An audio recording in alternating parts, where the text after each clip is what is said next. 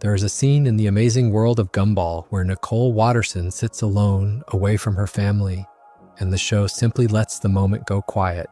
No punchline at the end of it, no music swelling in to rescue her, no cousin or neighbor wandering past with a joke. Just a woman who has been holding the entire shape of a household together for years, allowing herself for a few seconds to stop. And almost nobody talks about it. Tonight we are going through it, character by character, the entire Elmore cast, every Watterson, every classmate, every neighbor, every villain, and the quiet shape of mental illness the show keeps drawing into them. Never naming, always present, this is Cortoon. So get comfortable, turn the lights down, we will be here a while, and if you have not subscribed yet, it really does help us keep making these long ones. The first thing worth saying before we start naming names is that The Amazing World of Gumball is one of the most psychologically literate cartoons that ever aired on a children's network. And almost nobody talked about it in those terms while it was running. It was praised for its visual chaos, the mixed media, the wildly varying art styles colliding inside the same frame, the rubber hose limbs of Gumball and Darwin pressed up against the photoreal banana of Banana Joe, and the very low-resolution sprite of Bobert. People talked about how Elmore looked. They talked less about how Elmore felt. And how Elmore felt, almost from the first season, was unwell. Not in the cliched, sad cartoon way. Not in the way that means a sweet, sad piano in the background and a single tear. But in the textured, behavioral way. The way real anxiety looks when it is happening to a real 11-year-old at a kitchen table. The way burnout sits in a parent's spine when she is trying to be patient and the patience is genuinely gone. The way grief looks when the body wearing it is a small, translucent ghost girl who would honestly rather be in someone else's mouth than alone in her own head. Once you start watching the show through that lens, it becomes very hard to watch it through any other lens, and that is what we are doing tonight. Looked at this way, every recurring character in Elmore is carrying something, and the show, very gently, lets you see exactly what. We are starting with Gumball because everything in the show radiates outward from him. Gumball Watterson is 12 years old by the later seasons, having aged from a slightly younger version of himself across the run, and the first thing the show establishes about him before anything else is that he is anxious. Not nervous, not shy, not awkward, those are the surface words. Anxious in the older medical sense of the word, where the nervous system is calibrated wrong from birth, and the body responds to ordinary stimuli as if they were threats. The way the show draws this is by making the world genuinely behave the way an anxious child believes it behaves. When Gumball lies, the lie spirals out and infects everyone he knows. When he tries to be normal, the universe punishes him for it. When he tries to do the right thing leads to a worse outcome than the wrong thing would have. Seen through that lens, the entire dream logic of Elmore is the inside of an anxious child's head, projected outward at full saturation. The teacher really does hate him personally. The crush really is unreachable, even when she likes him back.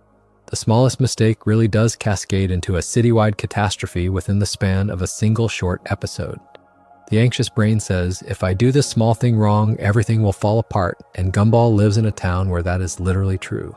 The show suggests that this is not a coincidence.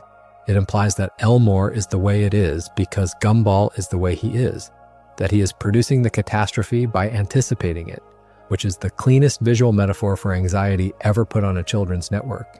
There is more to him than that though, and this is where the show starts doing something almost cruel in its precision.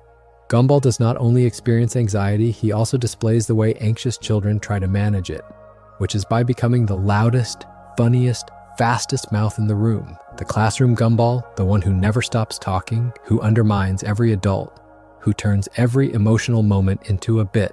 That is not confidence. That is a child who has learned that if he stops moving and stops talking, he will start feeling. And if he starts feeling, he will not be able to stop. So he keeps moving, he keeps performing.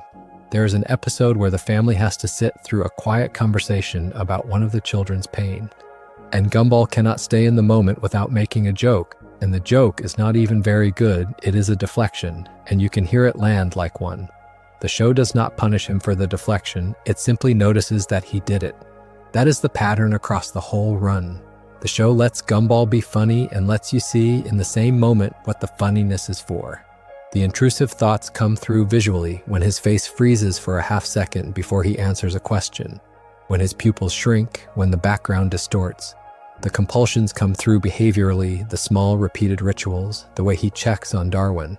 the way he physically cannot let an embarrassing memory go, and you watch him remember it again 3 episodes later.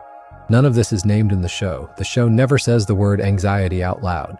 It does not have to. It just draws him very carefully, the way an anxious child actually looks from the inside, and it trusts you to recognize it. The hardest read of Gumball, the one fans circle and rarely commit to, is that he might also be depressed underneath the anxiety, which is more common than people think. The mania of his speech, the inability to be still, the way he flips suddenly into a flat, unfocused stare during the rare quiet moments, those are not just anxiety markers. The episode where he gives up entirely, where he refuses to keep being the protagonist, where he sits in his own room and tells Darwin he is tired of being the one who fixes everything, that episode is not really about being tired. The writing suggests gently that the engine running under the comedy is exhaustion, that being the loud, anxious child in the loud, anxious town costs him something he is not getting back. He is 12. He should not be that tired. He is. We move next to Darwin, and Darwin is the character the show uses to explore attachment, the way it forms when something has gone wrong early, the way it overcorrects, the way it never quite resolves.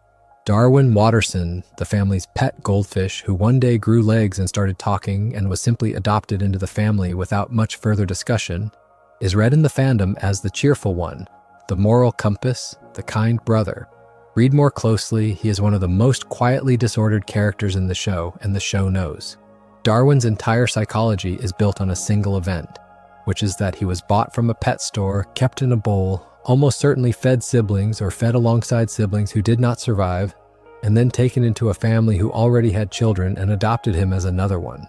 From the outside, this looks like a fairy tale. From the inside, the show keeps quietly showing you it is the formation profile for severe attachment trauma. Darwin does not function well alone. He cannot tolerate being apart from Gumball for more than a short stretch without visibly destabilizing. He calls everyone in the Watterson family by intimate names within hours of meeting them. He gives compliments at a rate that is, if you slow it down, slightly desperate. He apologizes before he is asked to. He volunteers his own needs as smaller than everyone else's needs every time. From that angle, Darwin is not a sweet character. Darwin is a fawning character, the kind of child who has learned that being agreeable is the price of being kept, and has decided deep down to pay it forever.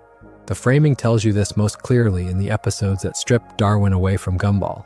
When the two are separated, Darwin does not become his own person, he becomes a smaller version of nothing in particular, drifting through scenes with no engine of his own. He does not have hobbies that are independent of his brother. He does not have an inner life that is private from his brother. He has Gumball. That is the whole structure. In the episode where Darwin briefly tries to be cool, where he tries to assert an identity separate from the family, he cannot sustain it past the first social humiliation and immediately returns to the safety of the existing dynamic. The show is not cruel about this. It does not point and laugh. It simply shows you the mechanism. There is no version of Darwin that exists without the Wattersons. He knows that. The Wattersons know that. Nobody talks about it. It is the air the house breathes. There is also the literal fact, repeated enough times across the run, that it stops being a gag, that Darwin was eaten by other fish, or watched fish be eaten, or expected to be eaten. The show plays this for comedy in the moment, but the cumulative weight of it is grim, and the show knows that too. He has a casual relationship with death because he learned about death the way prey learns about death, before he was old enough to understand it. He talks about it the way a person talks about something normal because, for the early part of his life, it was. The kindness in him is real. But on a careful read, it is not sweetness. It is the kindness of someone who has decided very early that the world is dangerous and that being good might be the only protection he has, and that has stayed with him long past the point where it was protective. He still apologizes first. He still volunteers to fix things. He still flinches at conflict in the family. And the show, over and over, lets you see the small flinch. The third Watterson is Anais, and Anais is where the show does its most precise work because Anais is 4 years old. She is the youngest in the house, and intellectually she is the oldest, and the show treats that gap as the wound that it is. Anais is read in the fandom as the smart one, the clever sister, the family genius, and that read is correct as far as it goes, but it stops short of the painful part. Anais is parentified. She has, from before the show begins, taken on the emotional and practical management of her family, because nobody else in the house is functionally capable of doing it. Her father is, by his own admission, not a parent in the working sense of the word. Her mother is competent, but is at her job for most of the daylight hours and arrives home with nothing left. Her older brothers are children in the genuine sense of the word, chaotic, distractible, unfit to manage anything more complicated than their own breakfast. Anais, at 4, manages the household's invisible labor. She remembers the appointments. She does the thinking. She is the one who actually understands the bills, the calendar, the long-term consequences of short-term decisions. Considered carefully, she is not the family genius for fun. She is the family genius because the family needed one and there were no other applicants. The price of this is loneliness, and the show is unflinching about that. Anais does not have peers because no 4-year-old in Elmore is her intellectual peer, and no older child in Elmore is her emotional peer, because she has been carrying adult weight for as long as she can remember. The episode where she tries to be friends with someone her own age and the friendship collapses because the friend is correctly a 4-year-old is one of the saddest things the show ever put on screen. She cannot meet a child where children are. She does not know how. She has never been one. The show very gently suggests that her perfectionism is not a personality trait. It is a coping mechanism, that her preternatural calm is not maturity, it is dissociation. That the reason she rarely cracks is because she has learned far too young that nobody in this house is in a position to catch her if she does. There is a moment in the shell where the family is forced to actually look at her, actually consider what she has been doing for them, and her face does something the show only allows it to do in that scene. She is allowed for a single beat to be the child she is. Then the moment passes and she goes back to being the one who knows. The writers, in their patient way, suggest that this is not a temporary state. This is who she is going to be. The 4-year-old who became the adult will be the adult who never quite became a person, and the show, in its quiet way, mourns that on her behalf, even as she does not have the language to mourn it for herself. Then there is Nicole. Nicole Watterson is one of the most carefully written cartoon mothers of the last 20 years, and the show's reading of her is so specific that fans of the show have written essays about it for over a decade. Nicole works at a job she hates in a company she despises, run by a man who openly takes her for granted, to support a family she loves, more than she can express but cannot, for various reasons, fully relax inside. She is angry, not in flashes, constantly. The anger is the chronic background hum of her nervous system. It is what is happening underneath every smile in the kitchen and every kiss on the head before school. Looking again, Nicole is one of the cleanest portrayals of high-functioning burnout on television, and the show signals it in every frame she occupies. Her shoulders are slightly too high. Her smile is slightly too tight. Her voice modulates very precisely into the calm parent register, and underneath it, you can hear, just barely, the strain of holding the register. When she breaks completely. The episodes where Nicole loses her temper are not chaotic for laughs, they are terrifying. The whole town stops. The animation style changes. The world becomes briefly serious because Nicole has become briefly serious, and you remember watching it that she is the only thing in this house actually holding anything up, and she is doing it with her hands shaking. The framing, when it accumulates, suggests that this anger is not a flaw, it is a wound. Nicole's parents pushed her toward a life she did not want, in a sport she did not love, in a future where she would marry a man she was supposed to marry and become a person she had no interest in becoming. She did not become that person, she walked away. She chose Richard. She chose a smaller life with a less impressive husband and 3 children she actually wanted. And she has been paying for that choice, financially and emotionally, every day since. The episode that lays this out, where she imagines the lives she did not lead and the show animates each of those lives in turn, is genuinely one of the great pieces of television writing in the last 20 years, because it does not let her off the hook, and it does not let her be punished for her choices either. It simply lets her sit with the fact that every life she did not lead would have come with its own grief, and that the life she chose came with a grief of its own, and that none of those griefs cancel each other out. She is, on a second pass, a woman with grief about her choices and a woman who would make them again, and those 2 facts are allowed to live in her at the same time. That is what the bathroom moment is. That is what the deep breath is. That is what the slightly too tight smile is for. She is metabolizing, in real time, the gap between the life she has and any other life she could have had, and she has been doing it for years, There is the rage piece as well, because the show does take it seriously. Nicole's rage, when it comes, is not directed at her family. It is directed at the world that has refused to let her family be enough. It comes out at her boss. It comes out at strangers who underestimate her children. It comes out at her own parents when the show finally allows that confrontation to happen. The Watterson home is, in some ways, the only place where Nicole can put the rage down, and even there, she cannot put it down all the way because the house is messy and the bills are due and her husband is lovingly not going to help with either. Held up to that light, every kindness Nicole performs is a small act of refusal. She is refusing to become the kind of mother her own mother was. She is refusing to inherit. The cost of that refusal is enormous, and she pays it quietly every day, and the show, very gently, sees her doing it. Richard Watterson is one of the most misread characters in the show, and the show is very patient with the way it corrects you. On a first watch, he reads as the standard sitcom, dad, big body, small brain, lazy, foolish, the gag character. The longer you watch, the more this read falls apart because the show keeps doing something the standard sitcom dad never gets, which is filling in the backstory. Richard is the way he is because of a specific origin event, and that event is the moment he became a child and was never allowed to become anything else. Richard's father walked out on him when Richard was very young, and the show, when it finally addresses this directly, treats it with a seriousness it has earned through years of build-up. Through that filter, Richard is not stupid. Richard is suspended. He stopped developing emotionally at the age he was when his father left, because his mother, in her grief, decided that what was best for him was to never have to feel anything difficult again, ever, for the rest of his life. She fed him, she protected him, she made him feel safe, and in the process, by accident or by design, she ensured he would never become an adult, because adults have to encounter difficulty, and her son was never going to encounter difficulty because she had decided he had encountered enough. The show keeps hinting this is the wound, and it implies that every absurd thing Richard does is a symptom of it.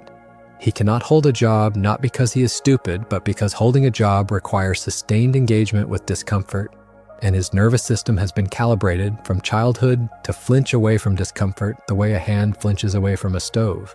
He eats compulsively because food was the love language of the household that raised him. He retreats into fantasy because fantasy was always allowed, and reality, very gently, never was. From inside that read, Richard is what happens when a child is too completely protected, which is its own kind of harm. He is loving. He adores his children. He is, in his own way, an exceptional husband to Nicole, in the sense that he loves her with the full available bandwidth of a person who has never had to ration his love. But he is also, structurally, not a parent. He cannot supervise. He cannot discipline. He cannot model the metabolism of difficulty because he has none of his own. The show wants you to notice that Nicole's exhaustion is partly his fault, not because he means harm, but because there is an entire dimension of adulthood that he physically cannot reach, and she has had to fill it alone. There is the further reading, and the show flirts with this one too, that Richard is depressed in the specific way that arrested development tends to produce depression, the flat effect masked by goofiness, the avoidance of any introspection, the inability to sit with a quiet evening unless food is in his hand. His happiness has the slightly desperate cast of someone whose happiness is also a wall. Taken this way, the gag of Richard eating an entire roast in one go is not just a gag. It is a man self-soothing in real time. The cartoon physics of it lets you laugh, and the show is content to be laughed at. But the choice to keep showing it over and over, season after season, has a cumulative weight.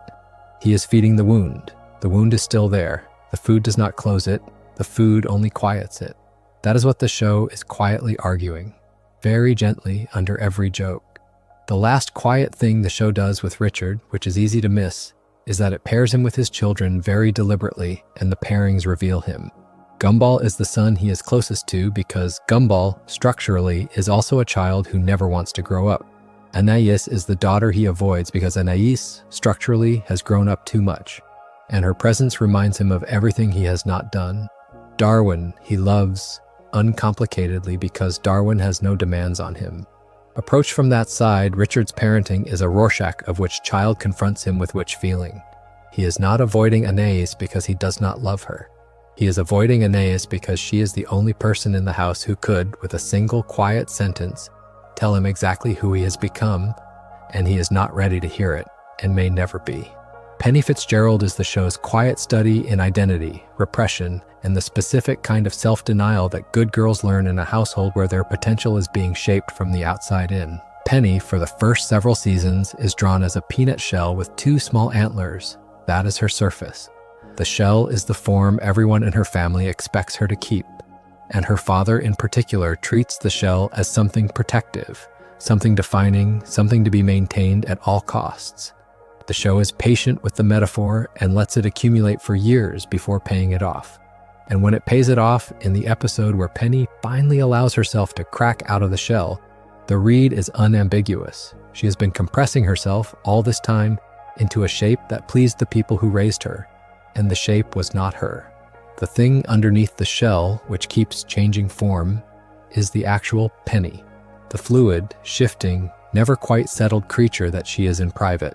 What the writers seem to know is that this is identity, that for some children, identity does not arrive as a fixed shape, that for some children, identity arrives as a question that does not resolve, and the kindest thing the people around them can do is let the question stay open. The reading the show invites, very gently, is that Penny is what happens when a girl is loved by parents who have a very specific picture of who she should be, and who confuses being loved with being that picture. She is sweet, she is patient, she is encouraging.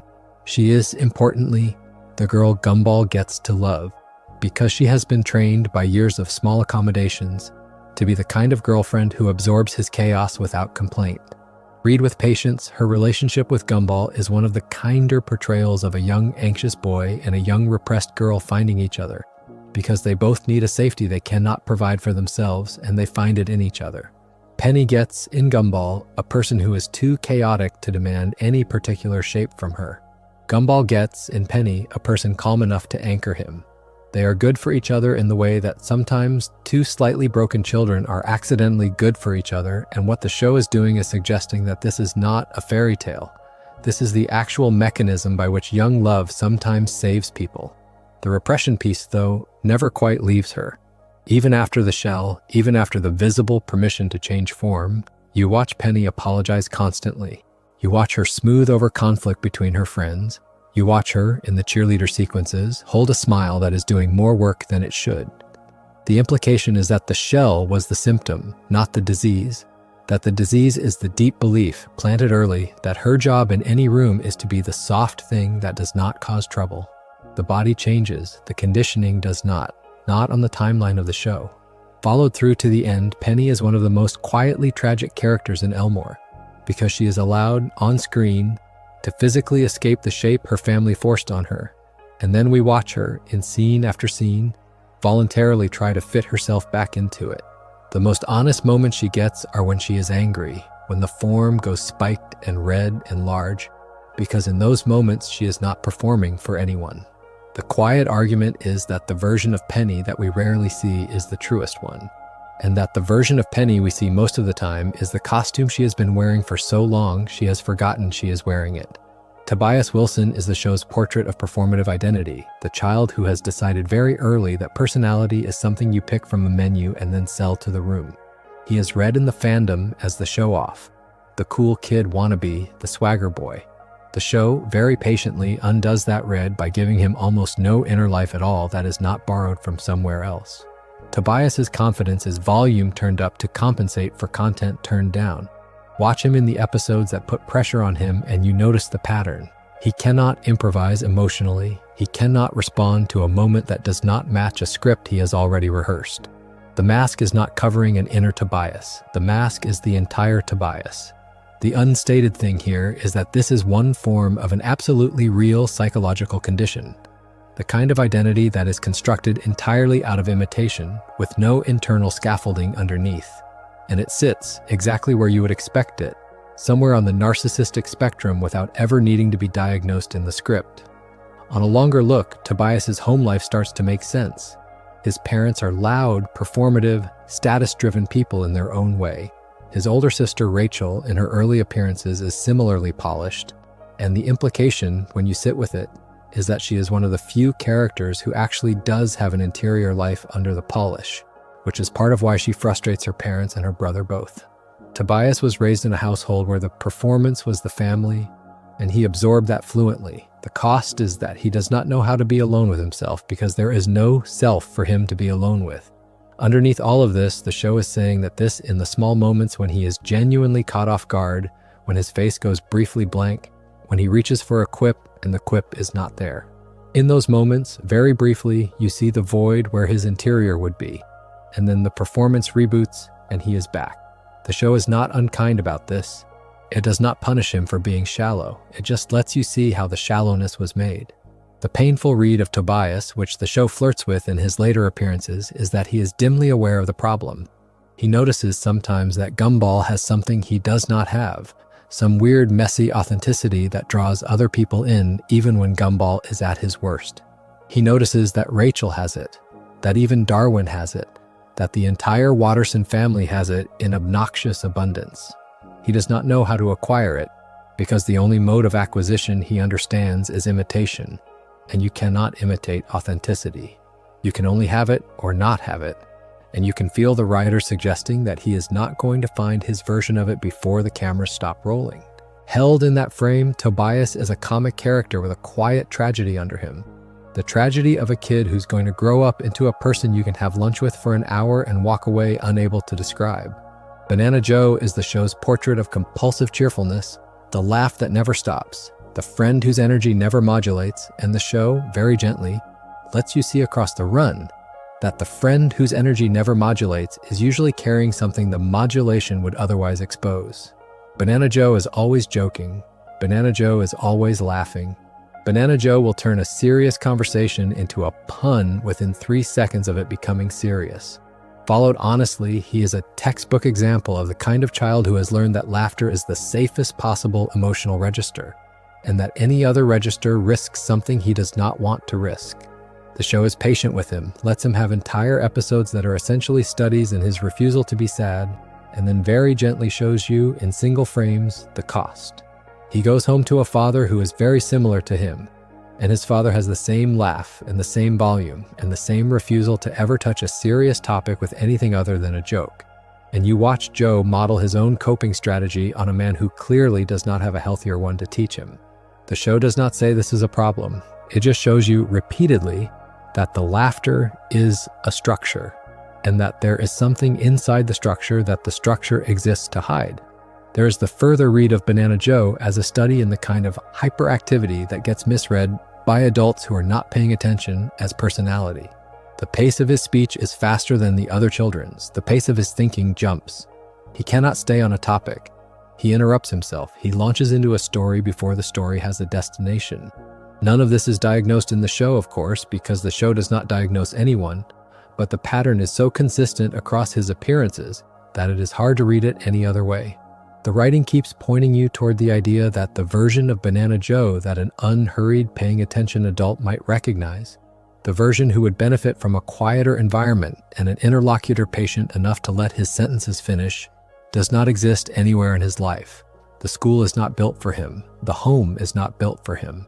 The cousin and uncles and aunts at the family gatherings are all running at the same speed he is running at. And so the speed becomes the norm, and the norm becomes the personality. And there is no version of Joe that gets to find out who he is when the music in his head is turned down.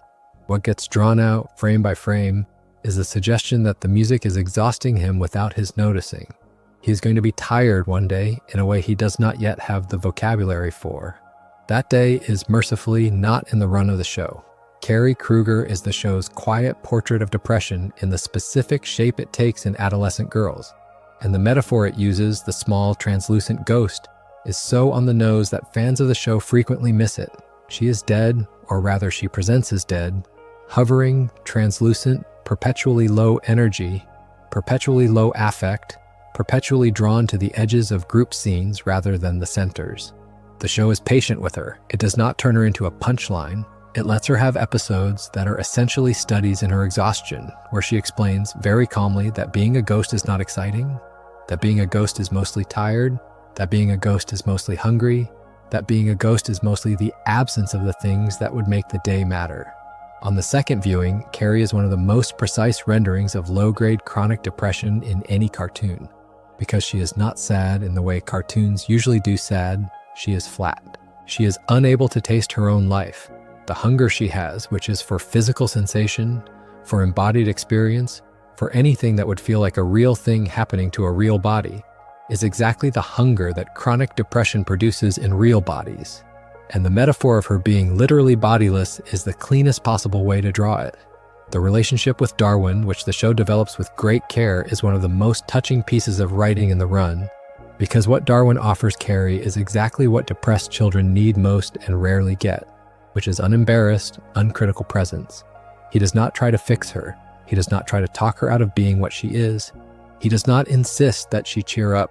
He just sits with her. He likes her. He thinks her flatness is interesting. He thinks her hunger is a feature, not a bug. The show, very gently, is telling you that this is not a cure, that Carrie is not going to become a different person because of Darwin. But it is something, and it is more than she had before. The episode where she possesses other people in order to taste the world is read by many fans as a comedy bit. Read more closely, it is one of the show's saddest character pieces because it is a girl who cannot feel her own life trying, through extraordinary supernatural mechanisms, to feel anyone else's. And the relief she gets from it is brief and incomplete, and very, very recognizable. The show suggests that depression looks like this, that depression often looks exactly like this, and that the people in your life who notice, the way Darwin notices, are doing more than they know. Bobert is the show's portrait of the child who has not learned, or possibly cannot learn, to feel emotions the way other children feel them. And the show is careful with him in a way it is careful with very few other characters. Bobert is a robot. That is the surface. The deeper reading, which the show keeps drawing your eye toward, is that Bobert is what alexithymia looks like when you give it a body. He does not understand feelings, his own or other people's. He approaches them clinically as a kind of data and gets the data wrong almost every time, because feelings are not data and cannot be approached that way. Examined slowly, his attempts at friendship are textbook studies in the way some children, often boys, often on the autism spectrum, often simply wired differently, try to learn social behavior from the outside in, by copying scripts, by guessing at what the appropriate response would be, by getting it slightly off, in a way that other people read as cold even when the intent is warm. Bobert is not cold. Bobert is trying. The writing suggests, gently, that the trying is the moving part of him, that the robot frame is not the cage, it is the disclosure, that the show is being honest with you about what it is like to be inside a brain that does not get feelings the way other brains do. The episode in which Bobert attempts to fit in with the boys in his class by mimicking their behavior without understanding why they are doing what they are doing is one of the most painful pieces of the show to watch with this lens on, because you can see, frame by frame, the small distance between him and them, and you can see that they cannot see it, and you can see that he can. He knows he is doing it wrong. He does not know how to do it right. The show does not provide him with a magical solution. The show simply lets him keep trying episode after episode, and very occasionally lets him get something right and lets the small wins sit unremarked. The implied reading is that this is what a life looks like for a Bobert. Small wins, careful trying, and the patient hope that the people around him will eventually learn to read him correctly even when his face does not show them what they expect to see. The show is one of the few that ever bothered to put that on a children's network. It deserves credit for it. Tina Rex is the show's most direct study in how aggression can become a costume and then become a cage. She is a tyrannosaur. She is large. She is loud. She is, by reputation, the bully of the school, and the show, for several seasons, lets her perform that role uncomplicated, the way bullies usually get to perform that role in cartoons. Then, very gently, the show pulls the curtain back. It shows you her home. It shows you her father, who is older, slower, and visibly tired. It shows you the way Tina shrinks at home, the way her voice softens, the way her body language collapses out of the postures it holds at school. Read with the lens on, Tina is not a bully. Tina is a frightened child whose body happens to be intimidating, and she has learned, the way many frightened children learn, that the cheapest available protection is to scare people before they scare her. The aggression is not the personality. The aggression is the armor. Underneath the armor is a kid who is desperately worried about her father, desperately worried about being abandoned, desperately worried that the size of her body is the only thing that gives her any standing in the world, and that without it, she would be nothing. The show is patient with this read. It does not try to redeem her in a single episode. It lets the redemption arc happen in small installments. The episode where she invites Gumball to her house and the visit reveals a series of small domestic vulnerabilities that recontextualize everything you have seen her do at school is one of the gentler turning points in the entire run. The framing tells you that this is how bullies actually exist in the world, that they are not villains, they are children with one tool, and that the tool exists because they were never taught any of the others. Tina, looked at this way, is what happens to a child with attachment trauma and limited modeling for emotional regulation when she also happens to be the largest person in the room. She has been given a hammer by accident of biology, and the show, very gently, suggests that until somebody teaches her something else, she is going to keep using it, and that the using will keep getting in the way of the friendships she actually quietly wants. There is the further read of Tina as a study in the dynamic between intimidation and isolation. She has acquaintances at the school. She does not really have friends. People agree with her because they are afraid not to. She knows this. The writers, in their patient way, suggest that she knows it. There is a small loneliness inside her that the size cannot fix and that the volume cannot fix. And the only character who consistently breaks through it is, of all people, Gumball. Because Gumball is too anxious to register her threat correctly and treats her like a person before he remembers to be scared of her. The framing, when it accumulates, suggests that this is the gift Gumball accidentally gives to half the people in Elmore. His anxiety is so loud in his own ears that he does not have the bandwidth to be properly intimidated by anyone. And people respond to that, because for many of them it is the first time anybody has met them without the filter of fear in the way. Tina is one of those people. Her arc is small and slow, but the show keeps hinting, by the end, that she is closer to being a friend than she has ever been, and that the closeness is not because anything about her has fundamentally changed, but because somebody finally bothered to look at her and not the armor she was wearing. Alan Keene is the show's portrait of toxic positivity, the boy who has decided that any feeling other than cheerful is unacceptable, and who has built an entire personality around enforcing that decision on himself. Alan is a helium balloon. He floats, he smiles, he speaks gently. He is, in his class, the model student, the kind of child who appears on the surface to be perfectly well adjusted. The show is patient with him for a while and then begins to draw a very specific picture. Alan, when challenged, when frustrated, when wronged, does not allow himself anger. He performs forgiveness so quickly that the forgiveness becomes the wrong. He performs understanding so smoothly that the understanding starts to feel like a refusal to engage. Seen through that lens, Alan is not enlightened. Alan is repressed. He has learned somewhere along the way that good people do not get angry, and so he has decided that he will be a good person at any cost, even the cost of having an actual emotional life. The show wants you to notice that this is its own kind of harm. The episodes that put pressure on Alan, the ones that try to make him crack, are some of the funniest in the run on a first watch and some of the saddest on a second. Gumball, who reads Alan correctly almost immediately, spends entire episodes trying to make Alan admit to a negative feeling, any negative feeling, and the show lets you watch Alan refuse, over and over with a smile that gets tighter and tighter and finally breaks in a moment of brief and frightening rage. The implication is unambiguous. The rage was there the whole time. The smile was a lid.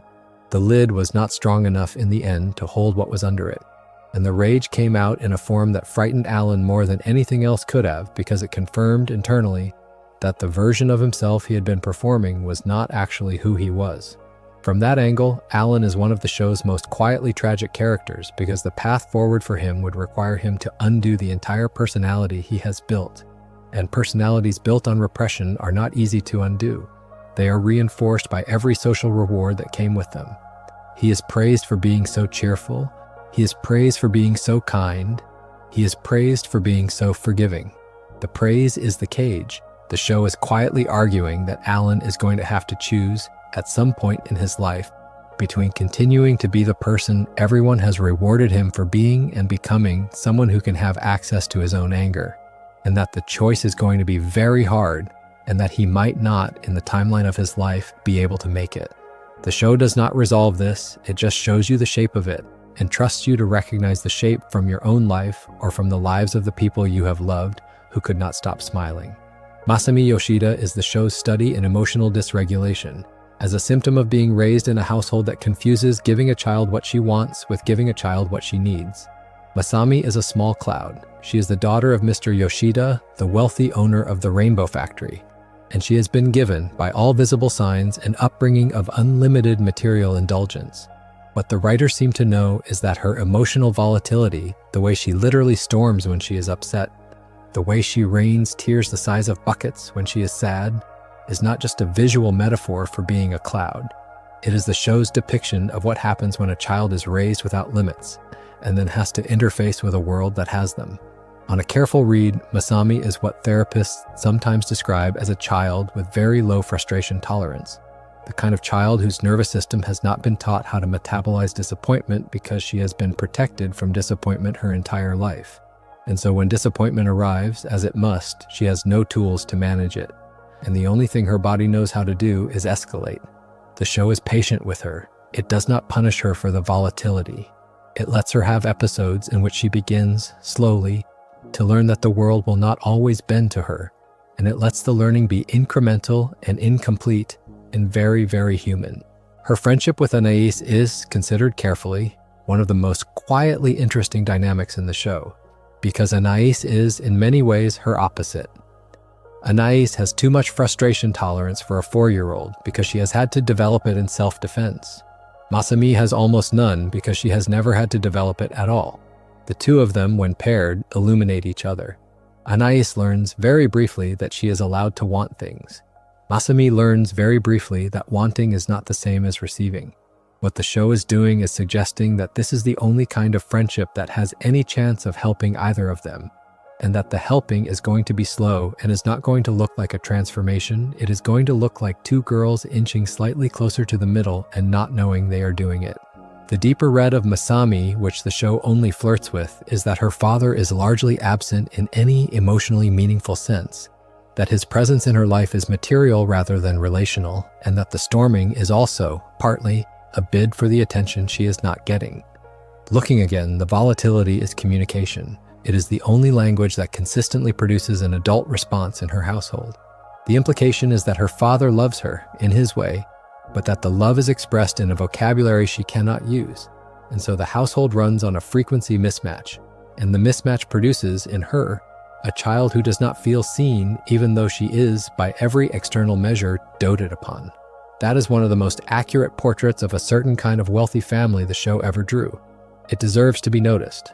Leslie is the show's quiet portrait of a child whose identity does not fit the categories the people around him have available to give him, and the show treats him with a tenderness that, in retrospect, was unusual for the time. Leslie is a flower. He is gentle. He is delicate. He is, in many ways, the most physically and emotionally sensitive male child in the school.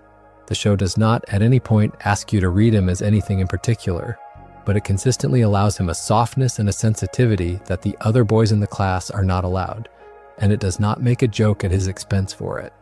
On a second pass, Leslie is one of the early children's network characters drawn with a quiet, unforced gender expansiveness. He is allowed to like what he likes. He is allowed to be soft when he is soft. The quiet argument is that this is a perfectly normal way to be a child, and that the rigidity that other characters bring to questions of gender or expression is, in fact, the abnormal thing in the equation. There is a body image piece worth noting because the show does flirt with it.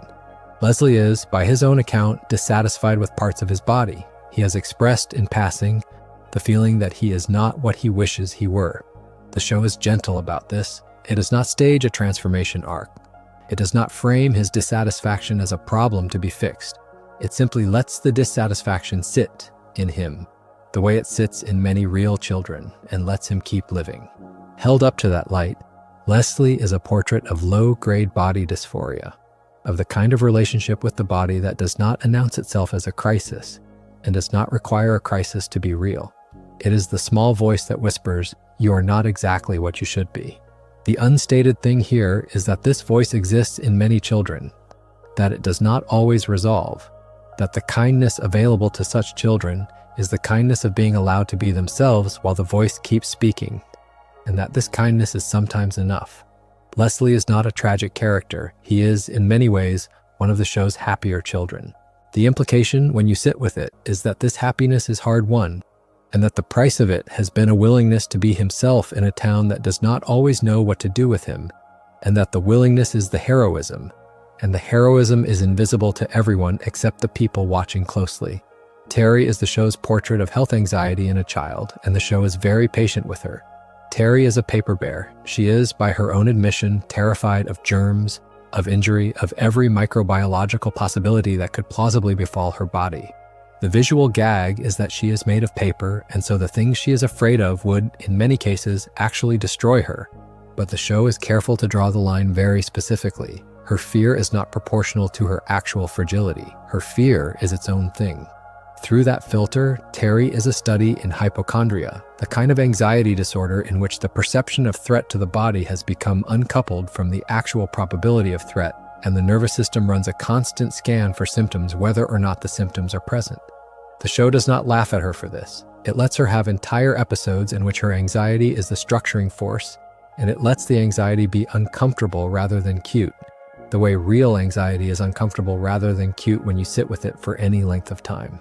The implied reading is that Terry is what happens when a child is given access, too young, to too much information about all the things that can go wrong with a body.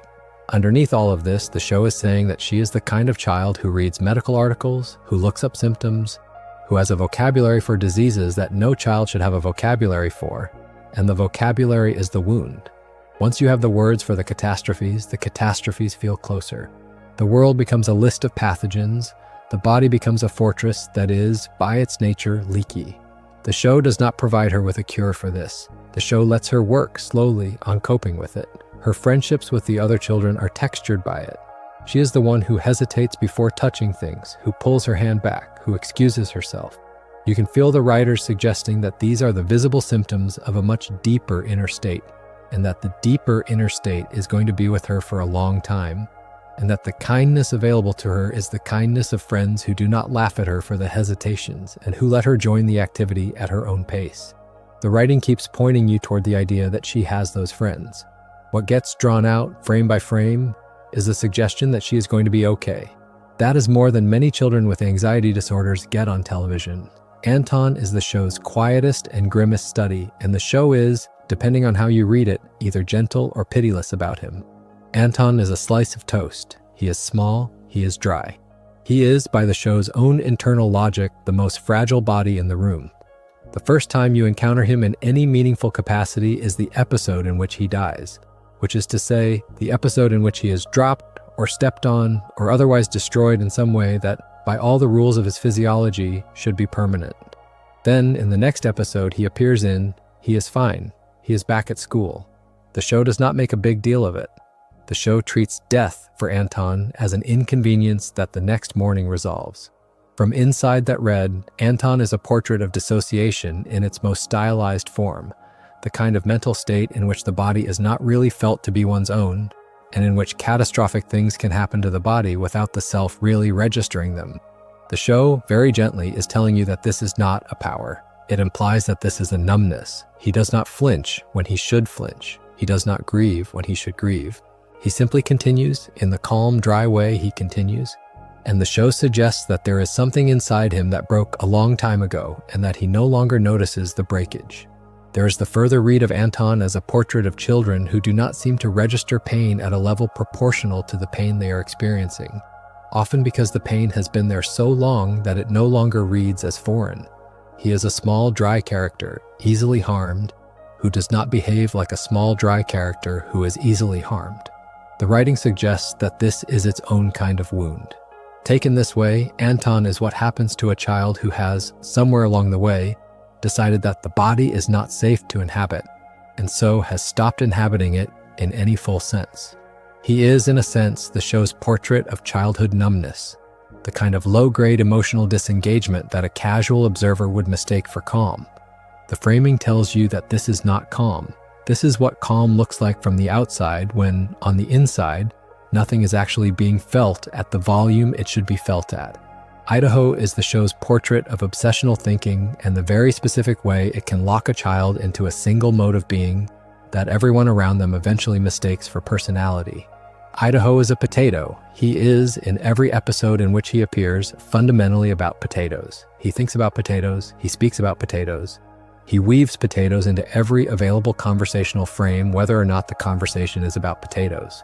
Approached from that side, Idaho is a study in monomania, the cognitive narrowing in which the brain finds a single safe topic and refuses to leave it, because leaving it produces anxiety that staying inside it does not. The show treats this very gently. It does not punish him for the narrowness. It lets him be himself. It also very gently lets you see what the narrowness has cost him.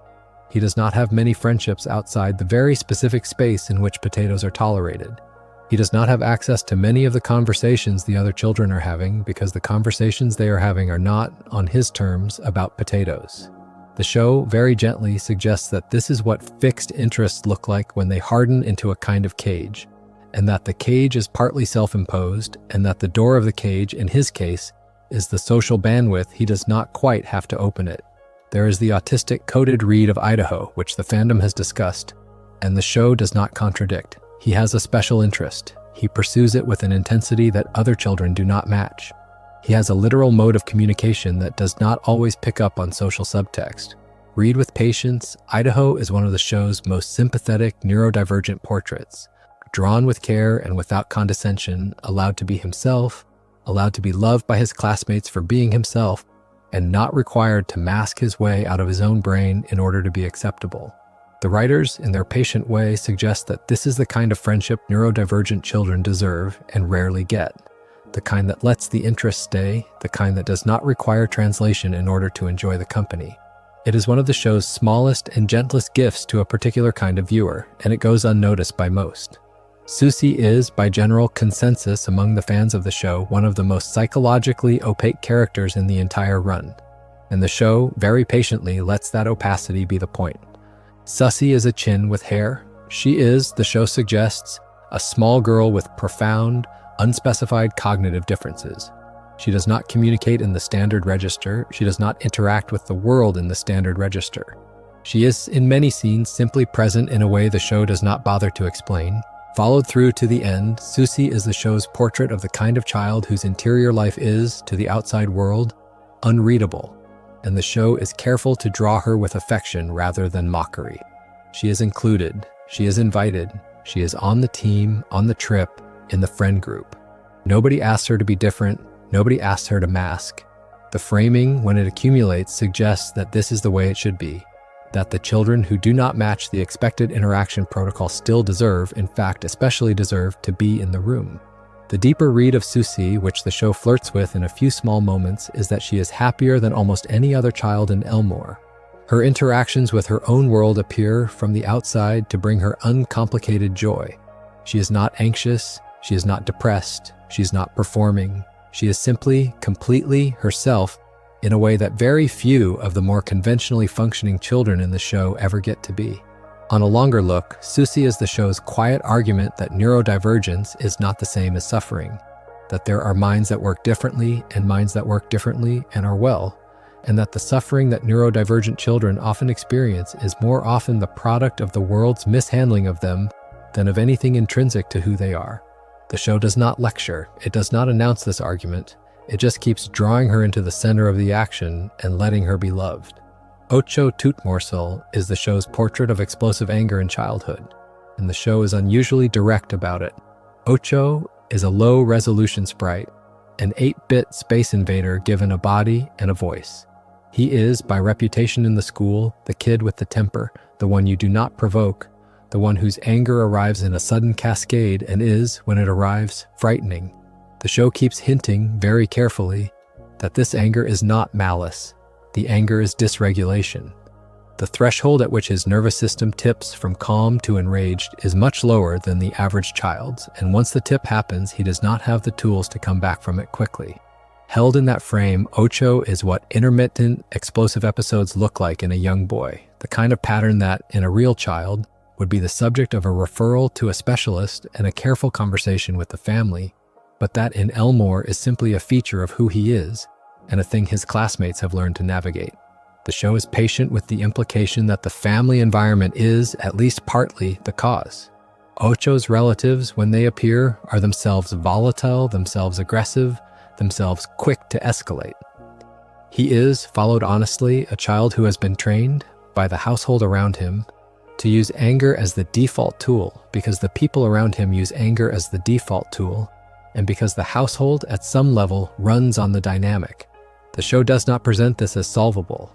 It does not stage a redemption arc in which Ocho learns to manage his temper. It simply shows him, episode after episode, as a boy with a short fuse who is loved by his friends and who, when the fuse goes, is genuinely sorry afterwards, and who does not know, structurally, how to keep the fuse from going. The implied reading is that this is what real childhood explosive disorder looks like from the inside. That the child is not a villain, the child is dysregulated, and that the people around him are doing their best, and that the best is, sometimes, not quite enough. Hector Jotunheim is the show's most direct study in the relationship between size, strength, and the inner experience of restraint. Hector is enormous. He is, by visible measurement, the largest schoolchild in Elmore, a young giant whose body has outpaced the social context his mind was prepared for.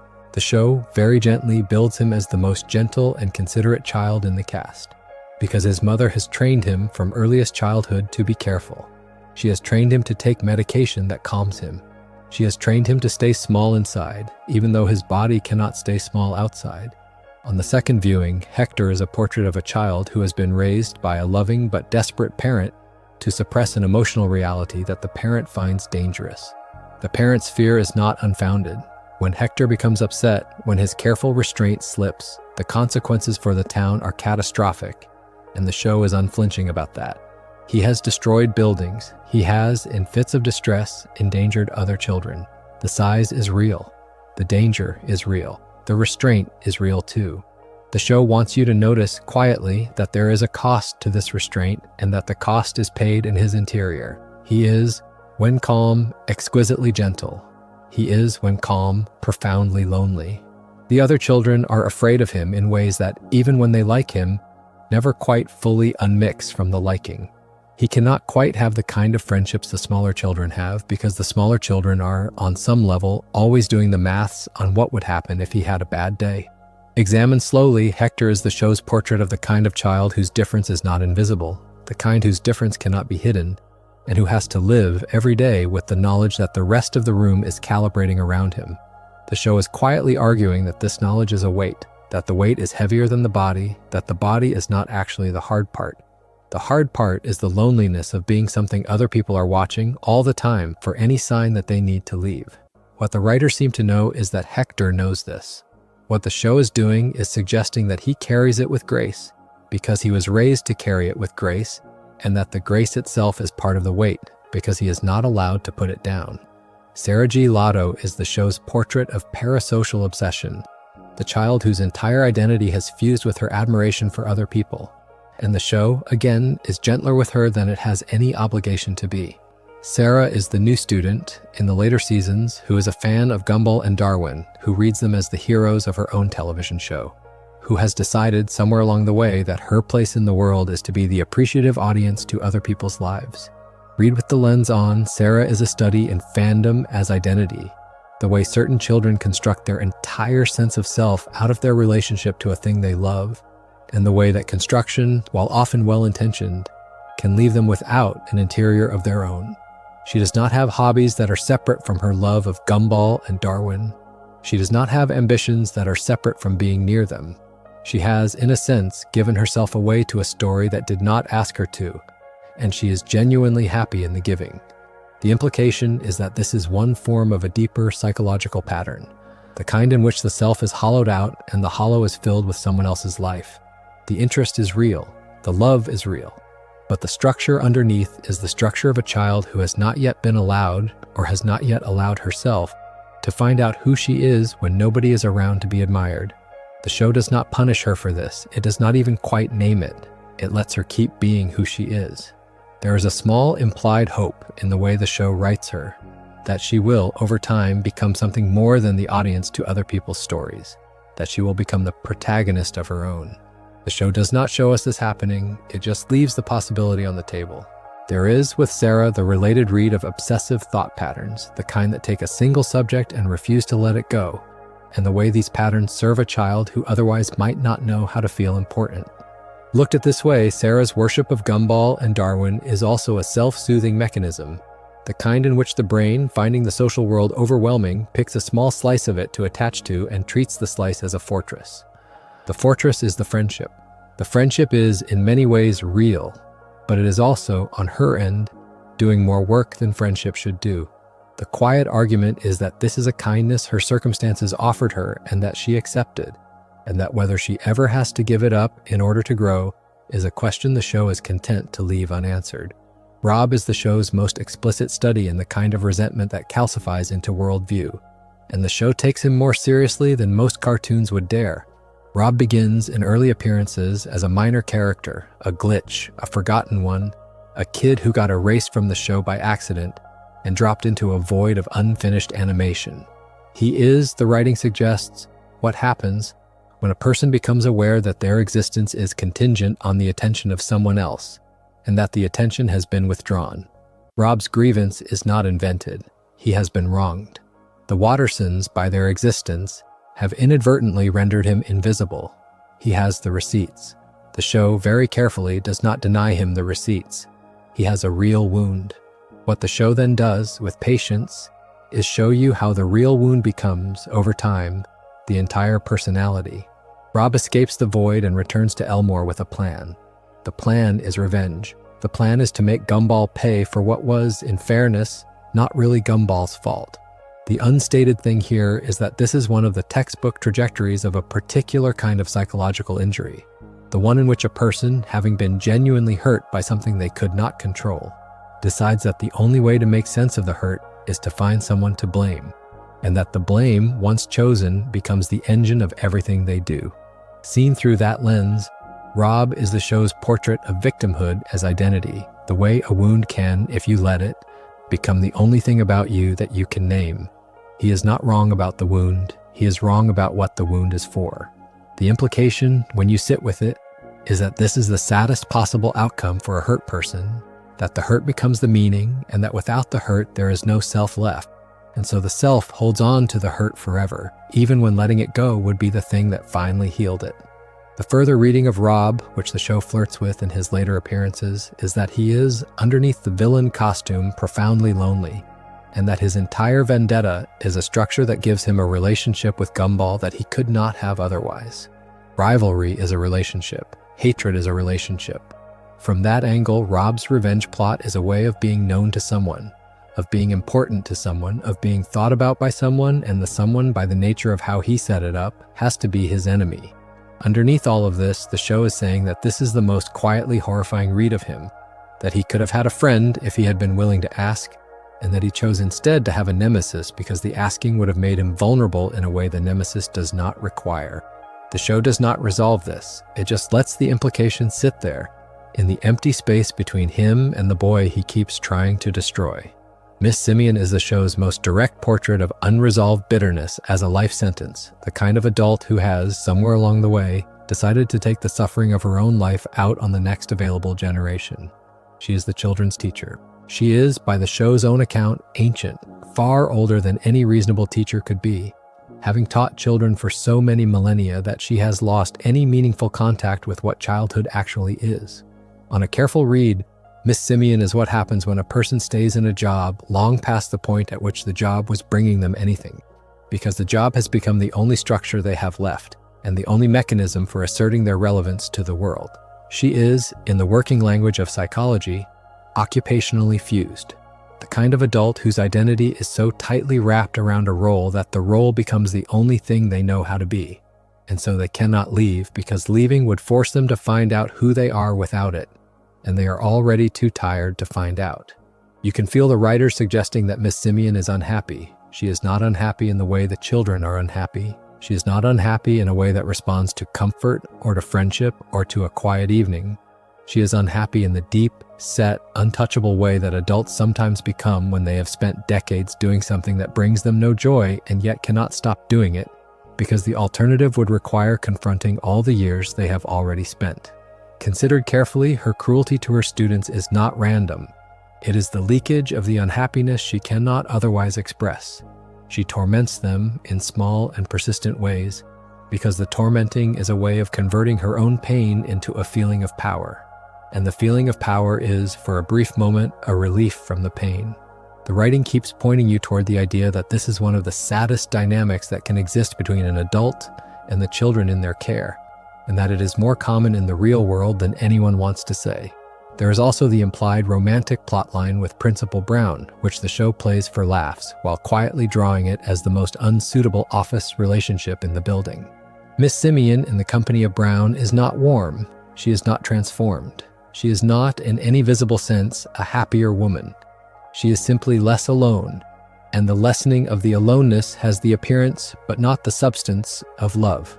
Looking again, the relationship is its own kind of symptom. It is the relationship two people have when they cannot bear to have the relationship they would have had if they had been honest about who they are. And so they settle for the proximity of a person who will not require honesty from them. What gets drawn out frame by frame is the suggestion that this is the relationship many adults end up in, late in their lives, because the alternative was the long quiet of being alone with themselves, and they could not face it. Miss Simeon has not faced it. She is unlikely to. The show, very gently, is telling you that she would be a better teacher if she did, and that she will not, because the doing is harder than the staying, and the staying is what she has practiced every day for centuries. Principal Brown is the show's portrait of the man who has, in adulthood, decided that the cost of seriousness is too high and has, in response, developed an entire personality of permanent boyish enthusiasm to insulate himself from the parts of his life he does not want to look at. He is, by occupation, the principal of the school, a position that, in a real institution, would require sustained adult judgment and emotional regulation. He does not have these. He runs the school the way a child runs a clubhouse. He is whimsical when he should be firm. He is silly when he should be serious. He is, in the moments when the institution actually needs leadership, almost completely absent. On a second pass, Principal Brown is what happens when a man, having been emotionally injured by something the show does not directly name, decides that the safest thing to be in the rest of his life is 12. The whimsy is the costume is not removable. The show suggests that Brown is also, on a register he does not allow into consciousness, deeply lonely. His enthusiasm has a slightly desperate quality of a man performing happiness in the absence of anyone to share it with. His relationship with Miss Simeon, held up to that light, is the most accessible companionship available to him, even though she is profoundly unlike him in disposition, and would, in any other context, find him insufferable. He is willing to be insufferable because the alternative is the silence of his own apartment, and his nervous system is calibrated to refuse the silence. Through that filter, Brown is one of the show's portraits of avoidant coping at the level of personality, the man who has decided that he will not look at his own life because looking would require acknowledging things he is not prepared to acknowledge. And so he has filled the looking with whimsy, and the whimsy has become the entire color palette of his days. There is a further read of Brown, which the show flirts with in his more vulnerable appearances, that suggests his refusal to grow up is partly a refusal to face the implications of having grown old without ever becoming a grown-up. He has, by all visible measurements, no family of his own, no partner of his own, no life outside the school.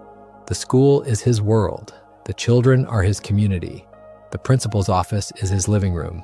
From inside that read, the boyishness is a refusal to count.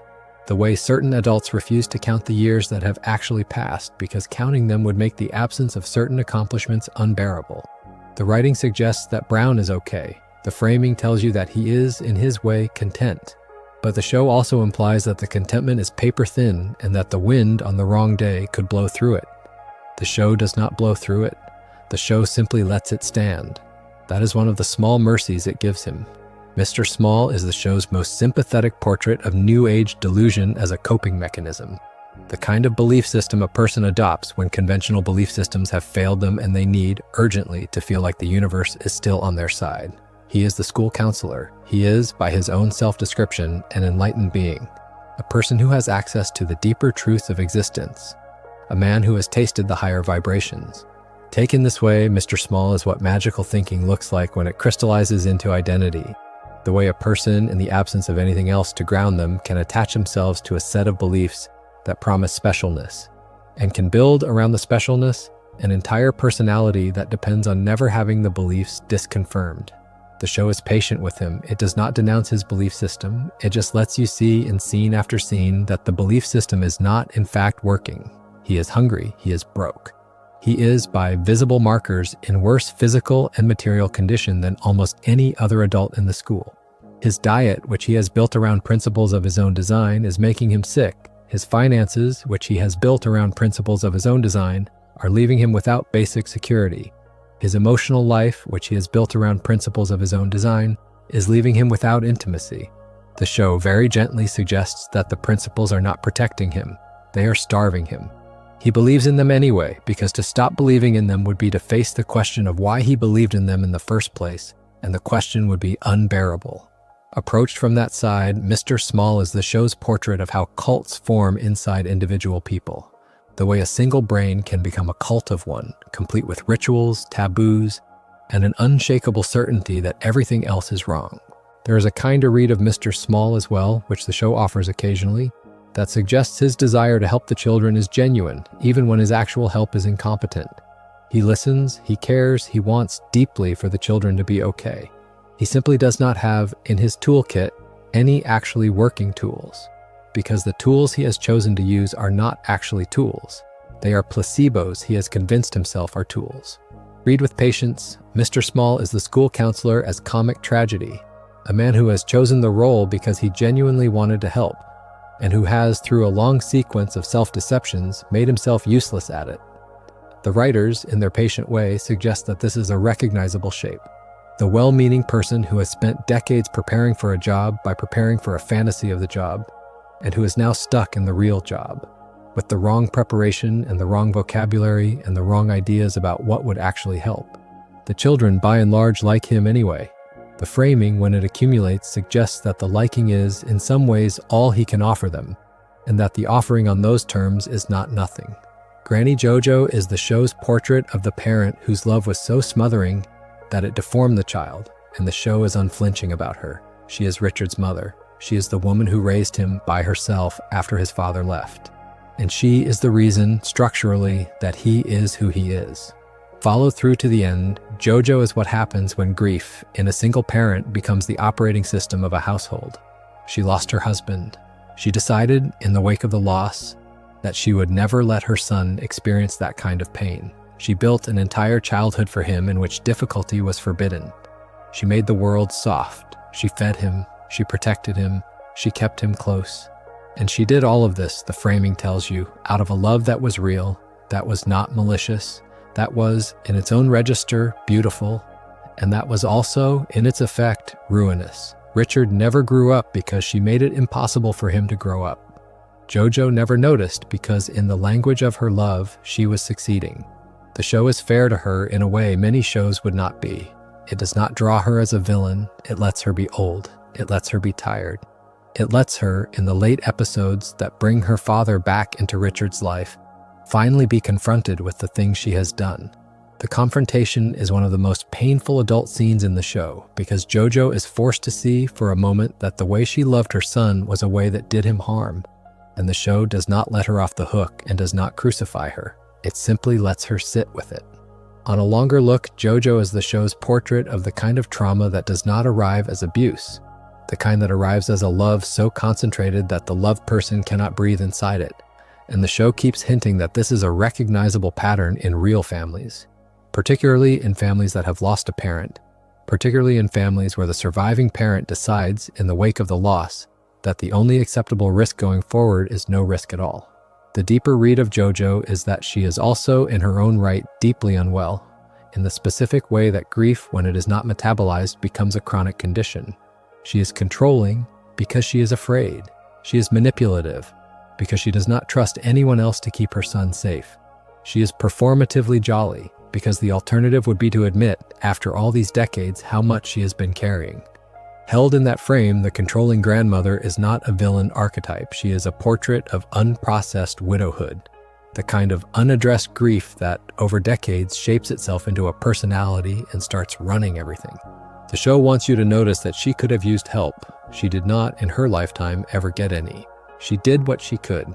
The show is quietly arguing that what she could was not enough, and that the not enough became the inheritance, and that Richard inherited it, and that the children Richard had inherited it from him, and that the chain is still running. It is a quiet horror, drawn with great care, sitting inside a cartoon about a blue cat. Frankie Watterson is the show's portrait of the parent who left. The absence that shaped Richard, the husband who walked out on Jojo when she needed him most. He appears in the late seasons after decades of being only an off-screen mention, and the show takes some risk by giving him an actual personality. Followed honestly, Frankie is what happens when a person with antisocial features marries into a family they were never going to honor, and then leaves the family the moment the cost of staying outweighs the benefit. He is charming, he is glib, he is, in the way the show animates him, smooth in the specific way of a person who has been getting away with things his whole life. What the writers seem to know is that the charm is the wound. The charm is the mechanism by which he extracts what he wants from people and then leaves them. He has done it to Jojo. He has done it to Richard. He will do it again to anyone who is foolish enough to trust him. The show is careful, very careful, not to redeem him, and that is one of the show's most important quiet choices. Many cartoons would have given Frankie a redemption arc. Many cartoons would have brought him back, had him apologize, given him the speech in which he explains himself, and resolved the family wound in a single emotional hug. The show refuses. It lets Frankie be exactly what he is, which is a man who left and who has not, in the intervening years, become a different man, and who is not going to become a different man no matter how many opportunities the family extends to him. On the second viewing, the show's portrait of Frankie is a portrait of one of the harder truths about a certain kind of person, that they do not change, that they did not leave because they were going through something, that they left because leaving was the thing they did. What the show is doing is suggesting that some absences are best understood as the absence of a person who was never really there, and that mourning the parent who left is, in part, mourning the parent who is never going to stay. The implication for Richard, in particular, is devastating, and the show lets it be. He is allowed for a few episodes to believe that his father might be back. He is allowed to believe that the gap in his life might be closing. The closing does not happen. The implication is that this is not because of anything Richard has done. It is because of who Frankie is. Examined slowly, the Frankie storyline is one of the show's most adult moments, because it lets a fundamentally hopeful character experience a fundamental disappointment and does not pretend that the disappointment was anyone's fault but the leaving man's. The quiet argument is that Richard is going to have to learn to live without that closure, and that some children do, and that the learning is one of the harder parts of becoming the kind of adult he has not yet become. He may not become it. The unstated thing here is that this would be okay too. It is not Richard's job to earn his father's love. It is his father's job, and his father did not do it. The Robinson household is the show's portrait of a relationship that has gone, by inches, into a place that neither person knows how to leave, and the show is unsentimental about them. Mr. Robinson is the Watterson neighbor, a Punch and Judy-style puppet of a man who has, by long practice, made misanthropy his only available register. He is angry. He is bitter. He is, in his interactions with the world, almost uniformly hostile. Read with the lens on, Mr. Robinson is the show's portrait of a man whose default setting has become contempt, the kind of contempt that has, over time, replaced any other emotion he might once have had access to. He used to be a children's entertainer. He used to, on the public record of the show, perform delight for a living. He is no longer capable of feeling delight. The performing job ate the actual feeling. The actual feeling died inside him, and the contempt grew in to fill the space.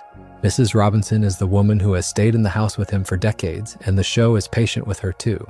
She is, by her own evident exhaustion, the more functional partner, the one who keeps the lights on and the bills paid, and the social pretense of the marriage intact. Looked at this way, Mrs. Robinson is a portrait of codependency in its quietest form, the kind in which a person stays with a difficult partner not because of love exactly, but because she has organized her entire life around managing his difficulty and would not know what to do with herself if she were not managing it.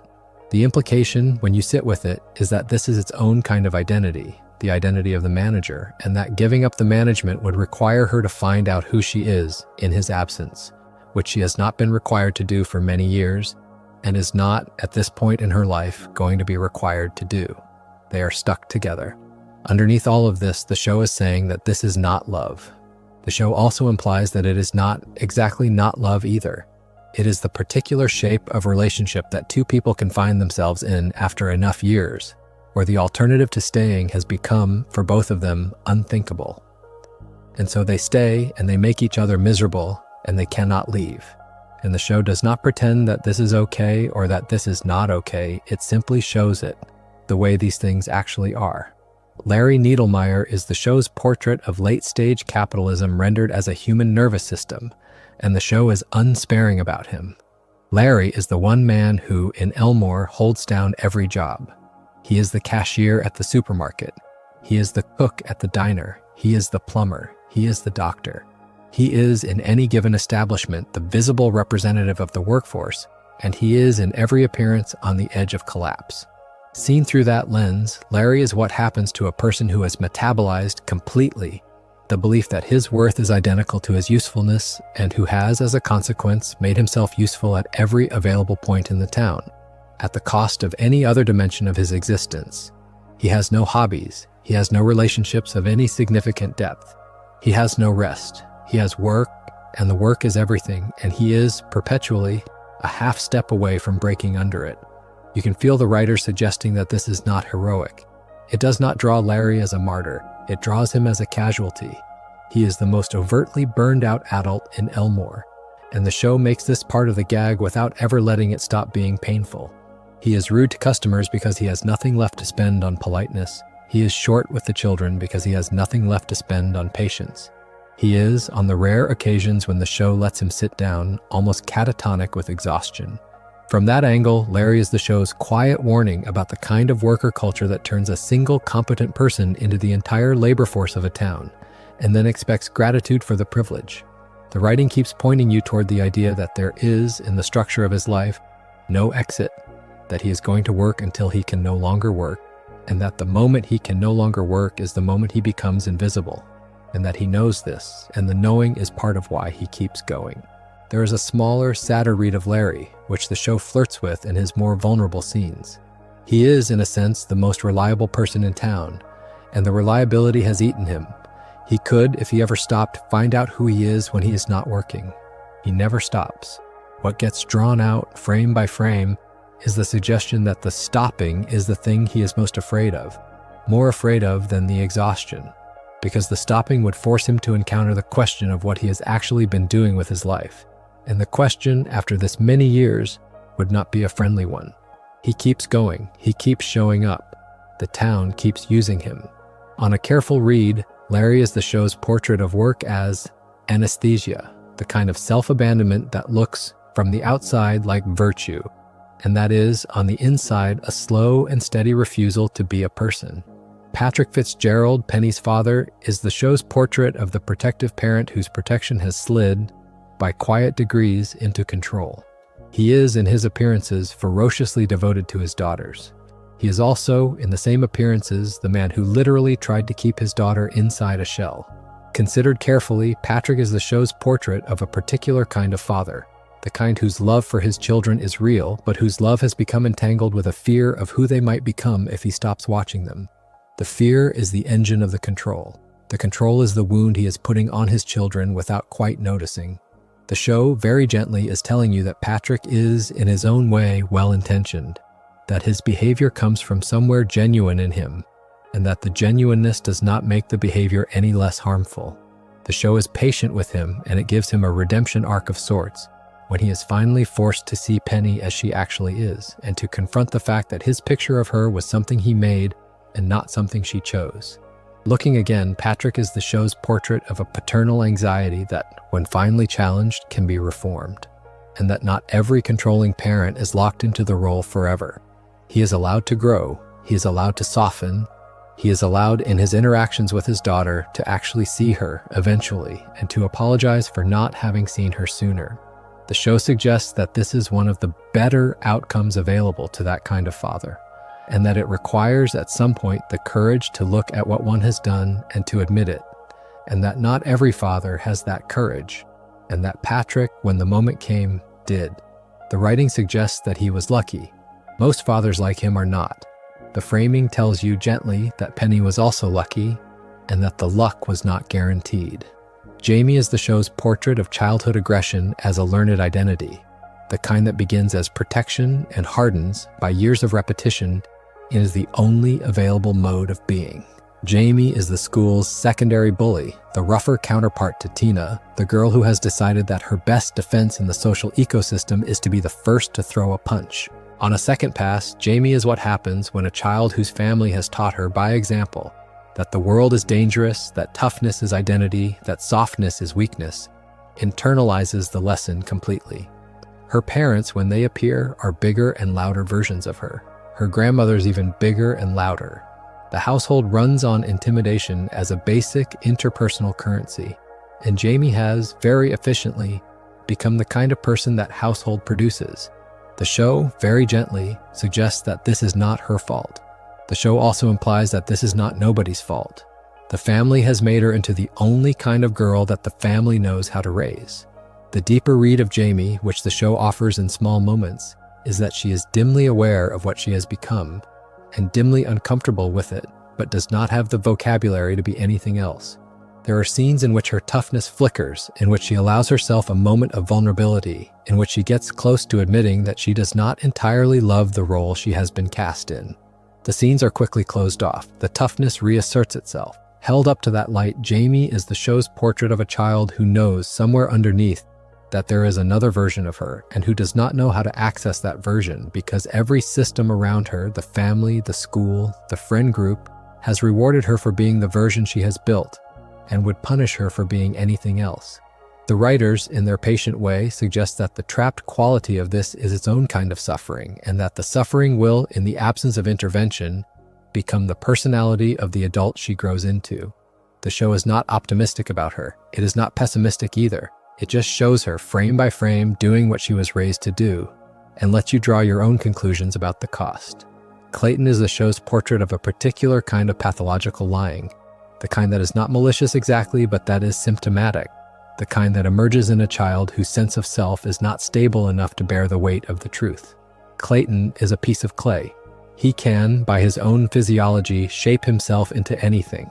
His personality, by extension, is also infinitely malleable, and he has discovered very early that his ability to shapeshift makes lying not only easy but enjoyable. He tells stories that are not true. He claims to have done things he has not done. He invents, on the fly, an entire history for himself that changes from scene to scene. Through that filter, Clayton is the show's study in the lie as identity construction, the way certain children, in the absence of a stable interior, build one out of fabrications and then have to keep building, because the fabrications never quite stick. The framing, when it accumulates, suggests that this is, on its face, harmless, but it also implies that the harmlessness is partial. Clayton is fun to be around in small doses. He is, in larger doses, exhausting, because the people around him eventually realize that they have no idea who he actually is, and they cannot, by definition, get close to a person they have no idea of. From inside that red, Clayton is the show's portrait of the boy whose social strategy works in the short term and corrodes him in the long. He will, the writers seem to know, have a great many acquaintances and very few friends. He will, the show, in its quiet way, suggests, eventually become uncertain himself about which of his memories are real and which were stories he told once and then internalized. The show is not unkind to him about this. The show simply shows you what the pattern is and leaves the question of whether he ever notices it. There is a deeper read of Clayton as a study in the way some children, in the absence of an inner self that feels worth showing, decide to manufacture one and present it instead. The malleability is not just a quirk. It is, taken this way, a confession. He does not believe that the version of him that exists at rest is interesting enough to be loved, and so he keeps producing other versions in the hope that one of them will be. The show keeps hinting that this is a sad and recognizable shape, and that the kindness available to him is the kindness of friends who would love the version of him that does not have to perform if he ever showed it to them, and who are very patiently waiting for him to. The show does not show him doing it. The show wants you to notice that he might one day and that nobody is going to force him. Hot Dog Guy is the show's portrait of the man whose perception of his own social standing has, over time, drifted dangerously far from the reality of his social standing, and whose entire emotional life now runs on managing the gap between the two. He is a hot dog. He is, by the show's own internal logic, one of the most ridiculous characters in the school. He does not, by any visible measure, have many friends. He does, with great intensity, believe himself to be popular, important, even powerful, within the social hierarchy of the children, and the show very patiently lets the reader see the gap between what he believes about himself and what is actually true. Approached from that side, Hot Dog Guy is the show's portrait of grandiosity as compensation, the kind of self-image that a person constructs precisely because it is not warranted by the evidence, and that they cling to precisely because letting it go would force them to acknowledge a reality that would be much harder to bear. The show is quietly arguing that Hot Dog Guy is, underneath the swagger, deeply insecure, and that the insecurity is so acute that he cannot let the swagger drop for a single scene, even in his most vulnerable moments. Read with patience, his relationship with the more popular children is essentially parasocial, a one-way intensity that they do not return and that he experiences as reciprocal. He is, in many ways, the show's portrait of the friend who is not really a friend, the boy in the friend group whose presence is tolerated rather than enjoyed, and who has not figured out, possibly cannot figure out, that this is the social position he occupies. What the writers seem to know is that this is one of the most uncomfortable shapes of being a child, and that he is in it without knowing he is in it, and that the not knowing is, in some ways, the only thing keeping him intact. If he ever noticed, the noticing would be unbearable. The show does not show him noticing. What the show is doing is suggesting that this is, on his behalf, a mercy. Felicity Parham, Tobias and Rachel's mother, is the show's portrait of social climbing as a permanent personality, the woman who has organized her entire life around her perception of how she is being perceived. She is wealthy by Elmore standards. She is, by her own constant evaluation, slightly more wealthy than her neighbors, and she takes considerable comfort in the slight margin. Followed through to the end, Felicity is the show's portrait of status anxiety in its chronic, established form, the kind that has migrated from being a worry into being a worldview. She does not move through the world, she presents at it. Every interaction is, on her end, a small performance designed to elicit a small confirmation that she is, in the room, the most important woman present. The implication is that this is exhausting, that the constant accounting cannot be put down, and that she is, underneath the polish, almost always slightly unhappy, because the moment she is given confirmation of her status, she has to begin worrying about whether the confirmation will be revoked. The show is generous to her in the moments when her armor cracks. The episodes that show her in unguarded family contexts, when she briefly forgets to be perceiving herself being perceived, reveal a woman who is tired, who loves her children in her own anxious way, and who would not know how to put down the performance if she tried, because the performance has, at this point, become indistinguishable from the personality.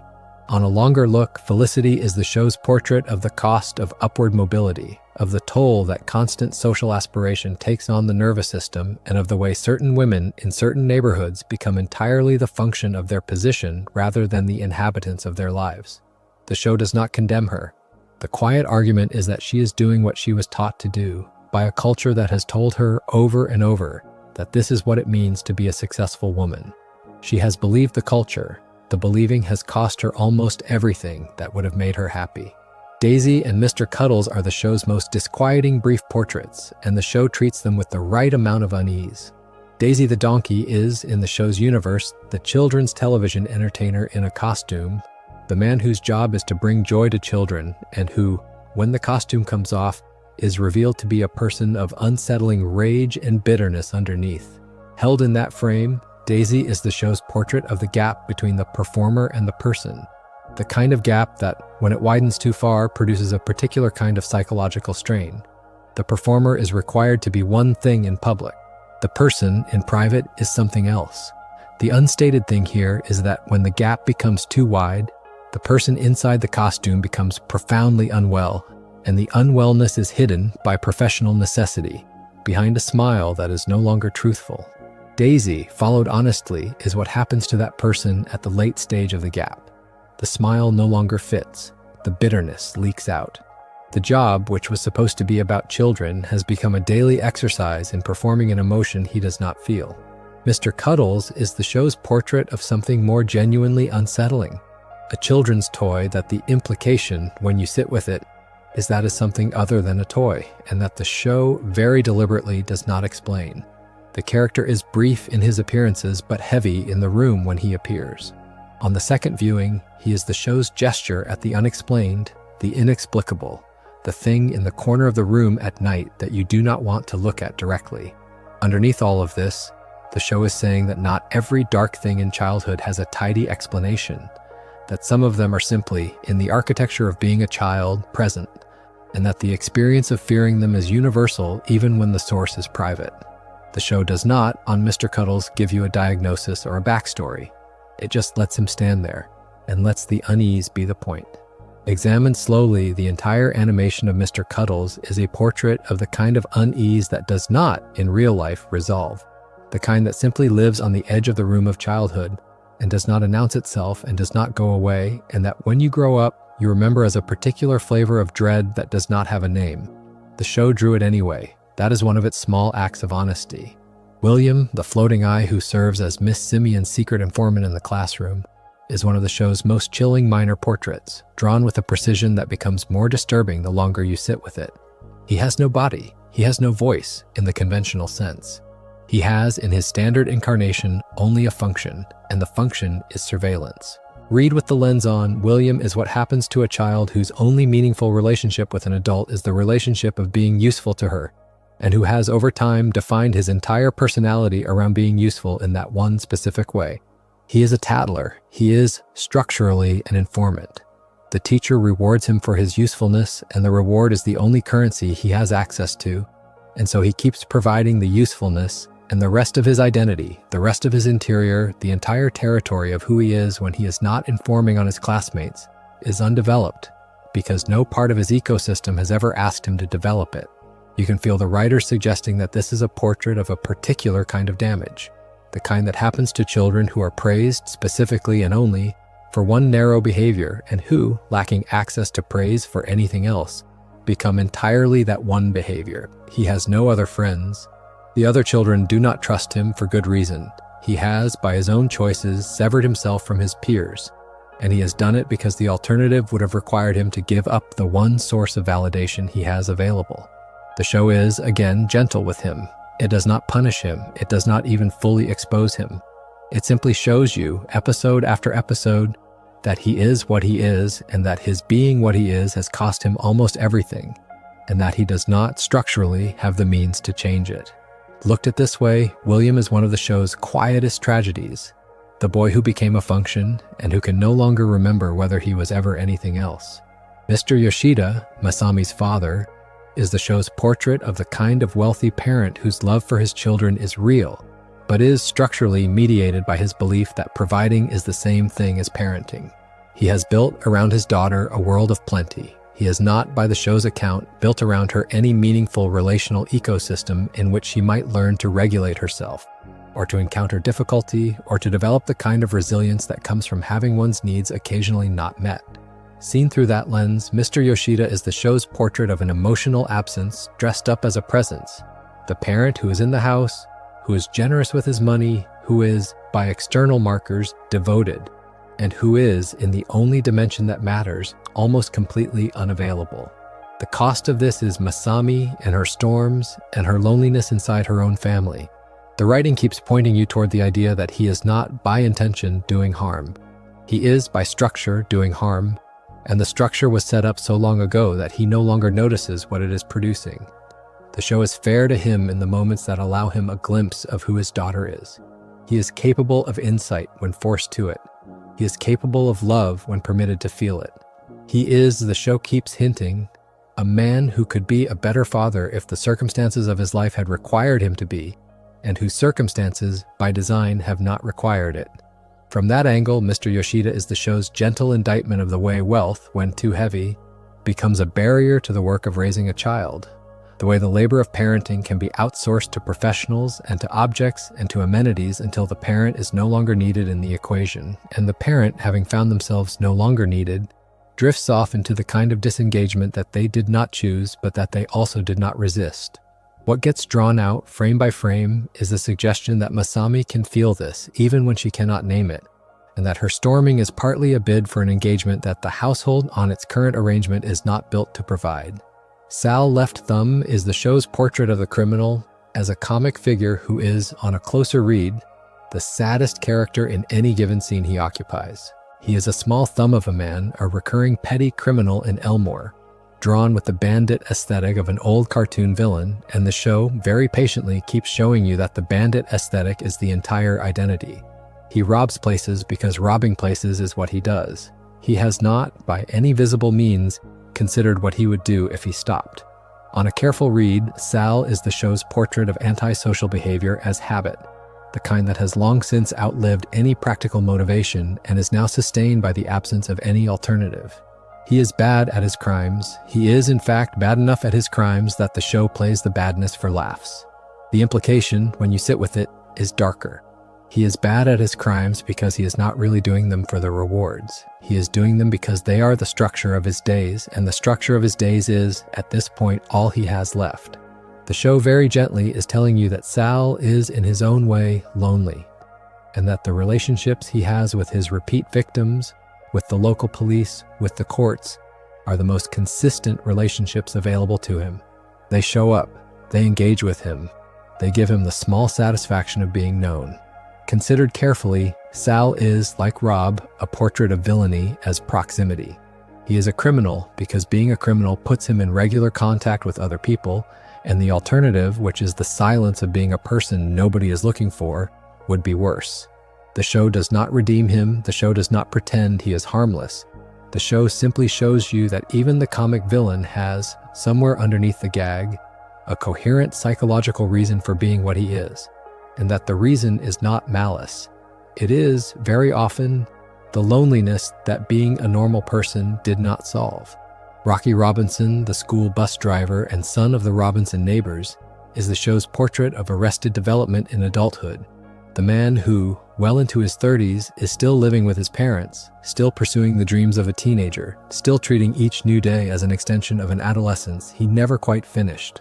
Looking again, Rocky is what happens when a child grows up in a household where his parents have been quietly unhappy with each other for decades and have, in their unhappiness, modeled for him an emotional ecosystem in which growing up is not particularly rewarded. He has watched his parents stay miserable. He has watched the adulthood available to him produce, in his own home, no obvious benefits. He has decided in response to delay it. The delay has become, by repetition, a life. The show is gentle with Rocky in a way it is not gentle with everyone, and the gentleness reflects in part the kindness of the character himself. He is, despite his stuckness, one of the kindest adults in Elmore. He is good with the children, he is patient with their chaos. He has, on his own terms, found a life that, while objectively underwhelming, is in many ways more peaceful than the lives of the more achieving adults around him.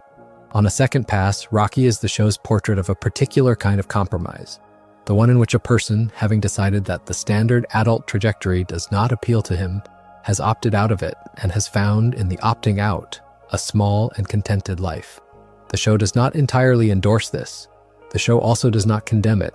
It simply lets him exist and lets his small life be his, and trusts you to make up your own mind about whether his particular form of stalling is a failure or a quiet kind of wisdom. The show suggests, on balance, that it is some of both, and that this is what most lives actually look like when you look at them honestly. The Donut Sheriff is the show's portrait of authority as identity, the man whose entire sense of self is wrapped up in his badge, and who would not, if the badge were taken from him, know who he was. Held up to that light, the Donut Sheriff is one of the more recognizable portraits in the show, the kind of adult whose career has metastasized into personality, who cannot speak about anything other than the job, who introduces himself by his job, who has lost any meaningful access to the parts of himself that existed before the job, and that would, presumably, exist after it if he ever retired. The writing suggests that this is one of the most common shapes adulthood takes in Elmore, and by gentle extension in the world. People fuse with their roles. They forget there was a person underneath. They cannot, after a certain number of years, easily remember what they liked, what they wanted, who they would have been if they had not put on the uniform. The show is unsparing about the way this fusion produces strange behavior. The sheriff polices things that do not need policing. He exercises authority over situations that have nothing to do with him. He performs his role even when no audience is asking for the performance, because the performance is, by this point, the only way he knows how to occupy space. Through that filter, he is the show's portrait of the way professional identity, when it becomes total, becomes its own kind of disorder. And the disorder is socially sanctioned, and the disorder is in fact rewarded by the institutions that produced it. The show does not pathologize him, it does not need to. The way it draws him is enough. He is a man whose body is shaped like a donut, who is the law in his town, and who can no longer access any version of himself that is not the law, and the show, by drawing him this way, has said everything it needs to say.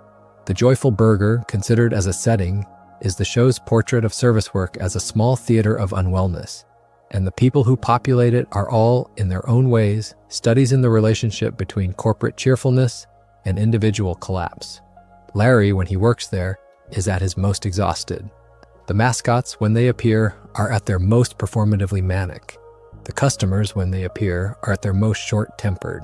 From inside that read, the restaurant is the show's portrait of a working environment that pushes everyone inside it toward a small, persistent dysregulation, and that, by the structure of its incentives, does not allow any of them to put down the dysregulation, because the dysregulation is the engine of the operation. The restaurant runs on hurry. The restaurant runs on smile. The restaurant runs on a refusal to acknowledge that the smile is fake. Everyone inside the restaurant participates in the fiction. Everyone inside the restaurant pays a small daily price for the participation. The framing tells you that this is what a great many workplaces are. The show very gently suggests that it is not okay.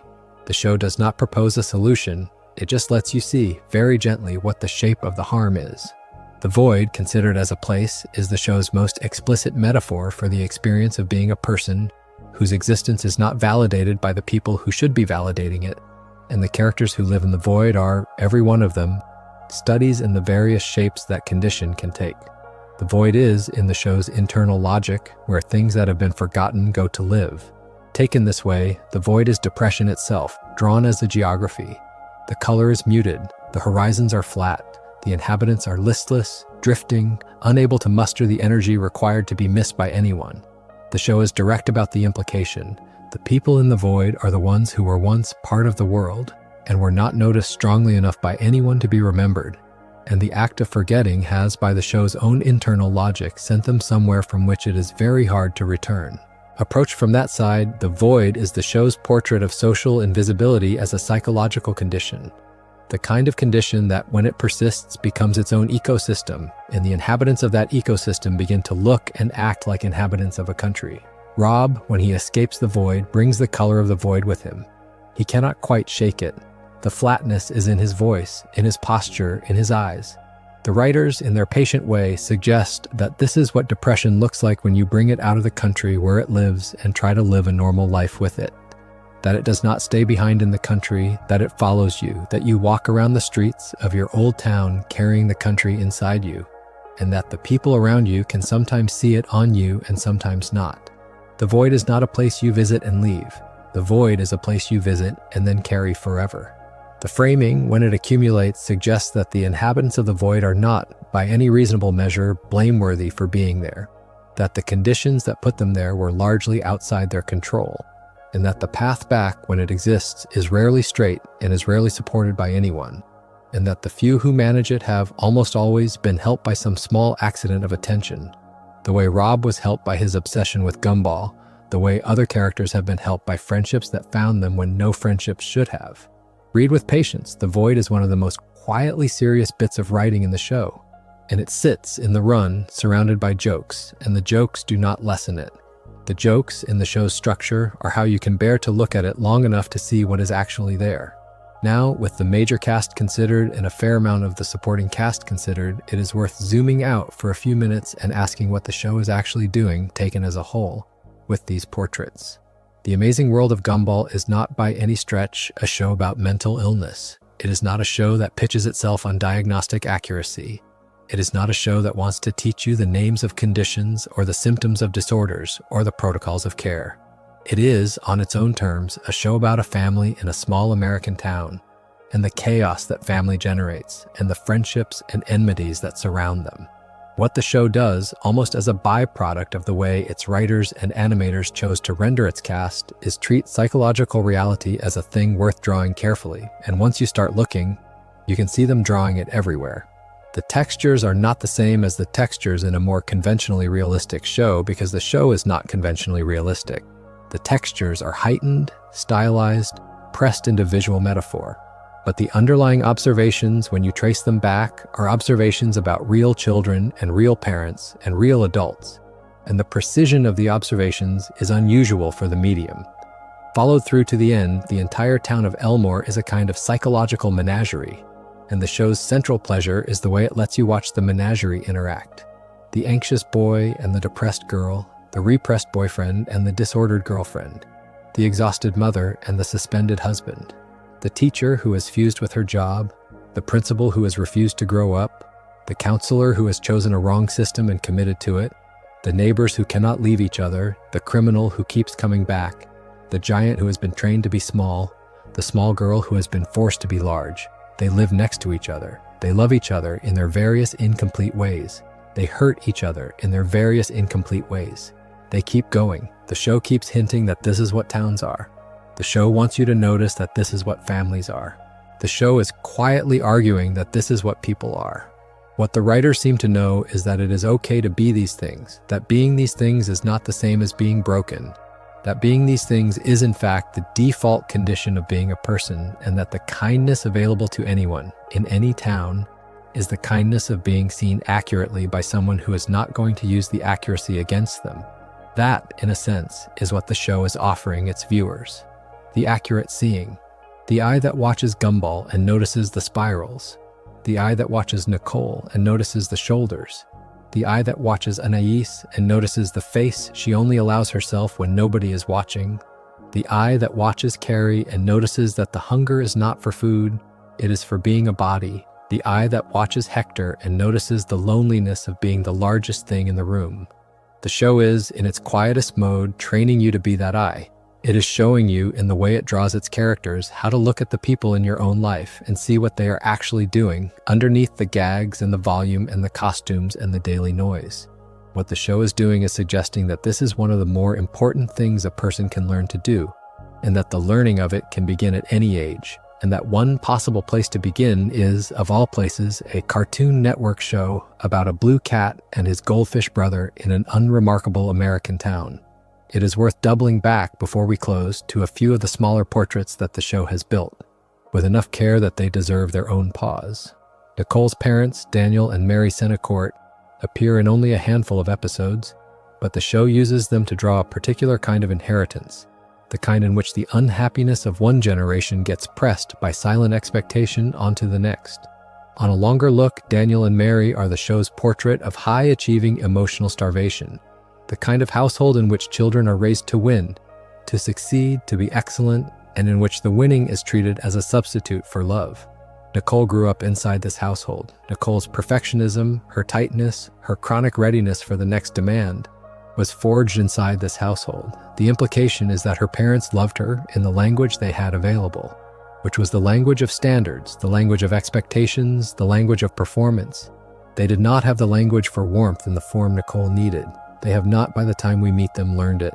The episode that gives them a real spotlight, the one in which Nicole finally confronts what they did to her, is one of the most quietly furious things the show ever put on screen, because the show does not let the parents off with a quick apology, and the show does not pretend the wound is healable inside the run of a single episode. The parents are forced to listen, they are forced to acknowledge, they're forced to face, perhaps for the first time, that the daughter they shaped is a daughter they damaged, and that their idea of love was, in significant ways, a vehicle for harm.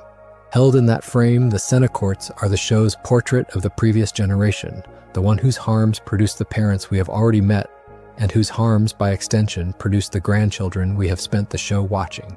The quiet argument is that this is how trauma works at the family level. It does not arrive from outside.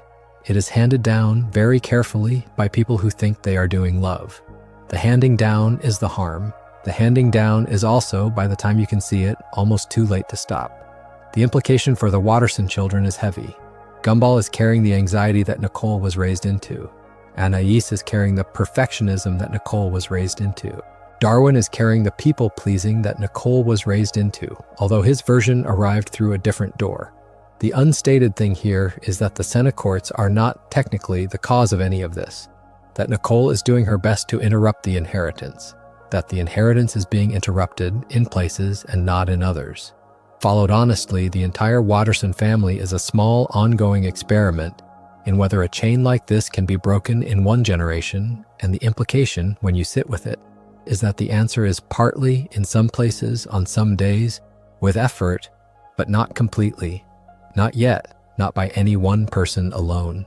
The chain is still running. The children are inheriting less of it than Nicole inherited, because Nicole is doing the work of refusing it, but they are still inheriting some of it, and the sum of it is going to be with them for the rest of their lives. Underneath all of this, the show is saying that this is what most family progress looks like. Not erasure, reduction, a slow intergenerational dimming of the original hurt by people who are doing their best, one decision at a time. Louis, the man who eventually joins the family as Granny Jojo's second husband in the show's later seasons, deserves a brief consideration as well, because he is the rare adult who is allowed an actual second chance. He is not Richard's biological father. He arrives instead as the partner Jojo finds long after Frankie left, and he steps into the gap with the willingness to do the work that Frankie, the man who actually walked out, was not willing to do. On the second viewing, Louis is the show's portrait of a man who, having been wrong for most of his life, finally chooses, late, to be present, and the show takes the choice seriously. He is patient with Jojo's anger. He is patient with Richard's confusion. He does not demand to be welcomed back. He simply offers to be there on whatever terms the family will accept, and he allows the terms to be modest. You can feel the writer suggesting that this is what late-stage repair looks like when it works at all. That it does not look like a tearful reunion in a single scene, that it looks like a slow, careful, low-pressure presence that earns its place by small, consistent action over time. Set Louis next to Frankie, and you find one of the show's most important quiet arguments. Some people change, some people do not. The change, when it happens, is not magical, and the people who change are not, by virtue of changing, owed anything in particular by the people they hurt. The writing keeps pointing you toward the idea that the changing is its own reward, that becoming a better person at 60 is, in some ways, more impressive than being a good person at 20, because the becoming requires undoing decades of habit. Louis undoes some of it. He does not undo all of it. The implication is that the part he undoes is enough to count, that the family is, by his arrival, slightly more whole than it was, and that even slightly more whole is meaningful in the long arithmetic of a family. The cousins of the Watterson family, when they appear, are themselves studies in the particular way disorder distributes itself across an extended family system.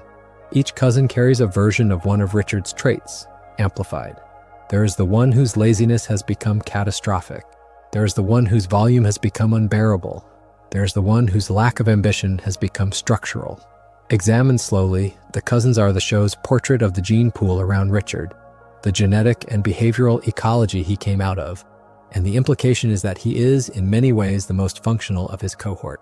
What gets drawn out, frame by frame, is the suggestion that this is what genetic and behavioral variation looks like inside a family, that some members metabolize the family disposition into a workable life and some do not, and that the metabolizing is not always a function of will. Richard had Nicole. The other cousins did not have Nicole. The presence or absence of an unexpectedly competent partner, the show, very gently, is telling you that very gently is one of the most important variables in a person's life, and most of us do not consciously choose ours, and we are largely shaped by the result. The Yoshidas as a household, considered together, are the show's portrait of inherited wealth without inherited grace, the kind of family that has more resources than emotional infrastructure to use them, and the disjunction is one of the show's quieter studies. Mr. Yoshida is, as discussed, materially generous and relationally absent. His wife, when she appears, is similarly stratified. Masami, between them, is the surface where the parental absence is rendered most visibly. Read with the lens on, the Yoshida household is the show's portrait of a kind of family poverty that has nothing to do with money, the poverty of attention, the poverty of emotional time, the poverty of an adult presence that is fully in the room when it is in the room. The household has everything else. The household does not have that.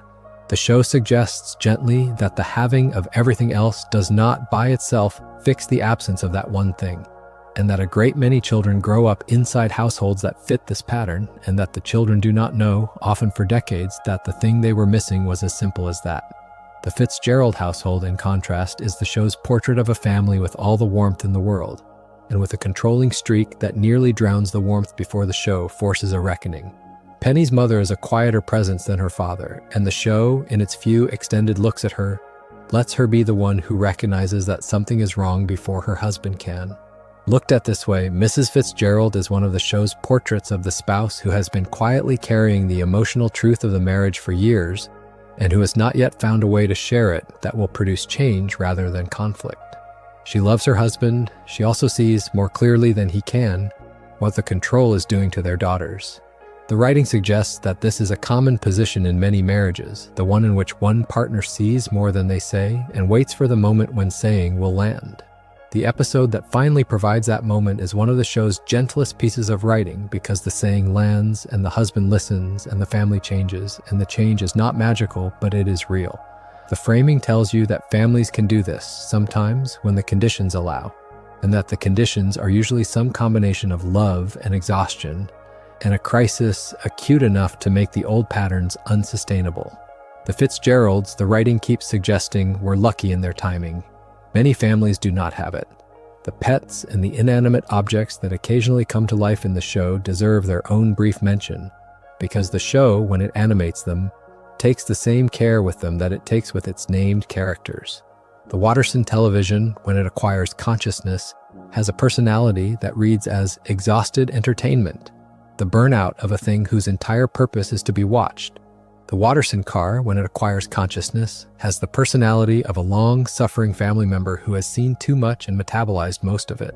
Seen through that lens, the show is making, very lightly, a small argument about the way objects in our lives accumulate the emotional history of the people who use them, that the things in our homes carry, in some metaphorical sense, the weather of our days, that even the inanimate is not, in a household this loud, fully neutral. The show very gently suggests that this is one of the gentler ways of understanding the texture of a home, that the home is not just the people in it, that the rooms and the furniture and the objects are participants in their own way, and that the participation is, in some homes, more peaceful than in others. The Watterson home is loud. The objects feel it. The school itself, as an institution, deserves consideration in the same way. Elmore Junior High is, by the show's own internal logic, an underfunded, mismanaged, structurally unhealthy place to be a child. The teacher is cruel. The principal is unserious. The counselor is incompetent. The other adults in the building are similarly compromised. From that angle, the school is the show's portrait of an environment that is not, in any meaningful sense, supporting the children inside it, and the children, by virtue of being children, do not have the option to leave. They go anyway. They show up. They survive. They make their friendships and their enemies and their daily routines inside the building, and the building does almost nothing to deserve them.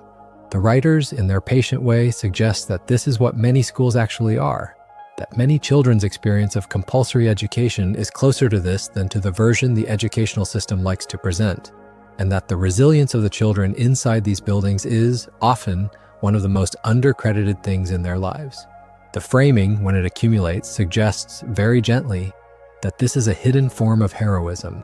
The daily showing up, the daily participation, the daily refusal to give up on the institution that has, in most respects, given up on them. The show does not say this out loud. The show just lets you watch the children walk into the building every morning and lets you do the arithmetic on what that walking takes.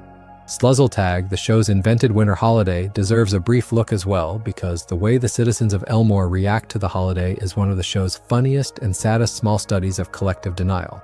The Wattersons invent it, mid-show, as a holiday for themselves, and the town, in characteristic fashion, accepts the invented holiday as if it had always existed, and immediately begins to celebrate it with the same forced enthusiasm and performative familial warmth that adults already perform during the real holidays. On a careful read, Sluzzletag is the show's portrait of the entire holiday season as a stress performance, the kind of communal pretend in which everyone in town agrees to perform happiness simultaneously and to police anyone who is not performing it. The show keeps hinting that the citizens of Elmore are not by and large having a good time during their holidays. The show wants you to notice that they are by and large going through the motions because the motions are the holiday and the holiday is what the calendar has assigned them, and the calendar must be obeyed. Considered carefully, the invented holiday is not a critique of the holidays. It is a recognition that the holidays themselves are partly an invention. and that the inventedness is part of what makes them so exhausting to live inside. The implication, when you sit with it, is that Sluzzle is the show's portrait of mass coping behavior, the way an entire culture can construct a ritual that lets everyone participate in a shared performance and call the performance a feeling. The show is not cynical about this. It allows the ritual to produce in some characters a small genuine joy. The Wattersons themselves, after all, invented it out of an actual desire to be a family together, and the actual desire is not undermined by the ridiculousness of the form it took. Looking again, the show is offering a balanced view of ritual. Ritual is partly false and partly true at the same time. The falseness does not cancel out the truth. The truth does not cancel out the falseness. The two coexist, and the people inside the ritual are doing their best with both. This is, in a small way, a quiet portrait of how a great many people experience their own traditions, the family ones, the cultural ones, the religious ones, and the show is gentle enough to allow the contradiction to stand without resolving it. The babies of the show, considered briefly, deserve their own pause as well because the show occasionally allows them in, and the way it draws them is precise. There are episodes in which the children of Elmore are returned to infancy, or in which infants are present in the room, and the show lets you observe how the adults around them are coping with the presence. On a second pass, the babies are the show's portrait of dependence rendered in its purest form, the small bodies that demand, without any social mediation, that the adults around them be present, attentive, and emotionally available. Most of the adults in Elmore, by the standards of the show, fail this test in small ways. They are distracted, they are overwhelmed, they are, by years of accumulated self-regulation against demand, slightly afraid of being directly demanded of. The show is quietly arguing that this is one of the quieter symptoms of adult unwellness, the inability to be fully present for a baby's need without flinching at the bigness of the need, and the show, in its careful way, draws the flinch. The implication is that the children of Elmore, when they were babies, almost certainly experienced versions of this flinch from the adults around them, and that the flinch shaped them in small ways into the children they have become. Held up to that light, the infancy sequences are not just gags.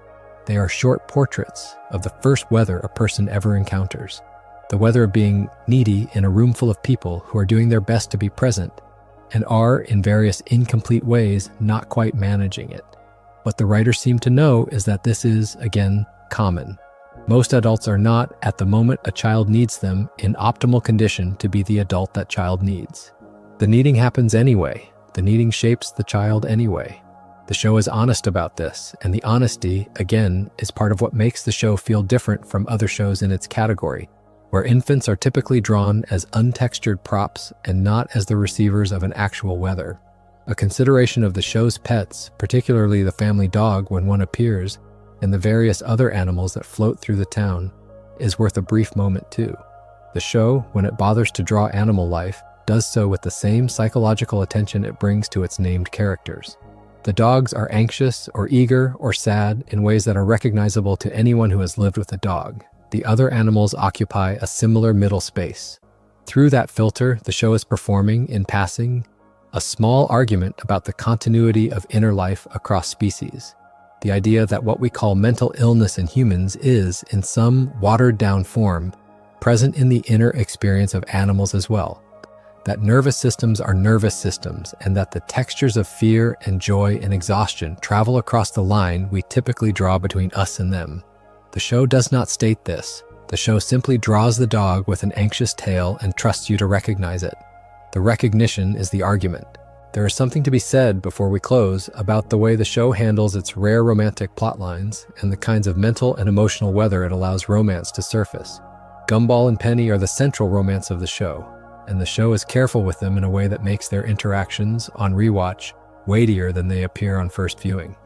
What the show is doing is suggesting that young romance, especially the kind that begins in middle school and persists, is not a comic device. It is a serious thing that is happening to two people who are not by any standard equipped to handle it gracefully, and the show takes the gracelessness seriously. Gumball does not know how to be a boyfriend. Penny does not know how to be a girlfriend. They are figuring it out, episode by episode, with the wrong tools and the wrong vocabulary and the wrong family models, and they are doing it anyway. And the doing is, in some scenes, genuinely tender. The implication is that this is what love at that age actually looks like, that it is not the smooth montage that other shows often render it as, that it is a series of small mistakes and small reconciliations and small accidental kindnesses, and that the small accidental kindnesses are the part that, in the long run, matter most. The implication for the lens we have been using all night is that romance, in the show, is not exempt from the psychological textures that govern the rest of the cast. Gumball brings his anxiety into the relationship. Penny brings her repression.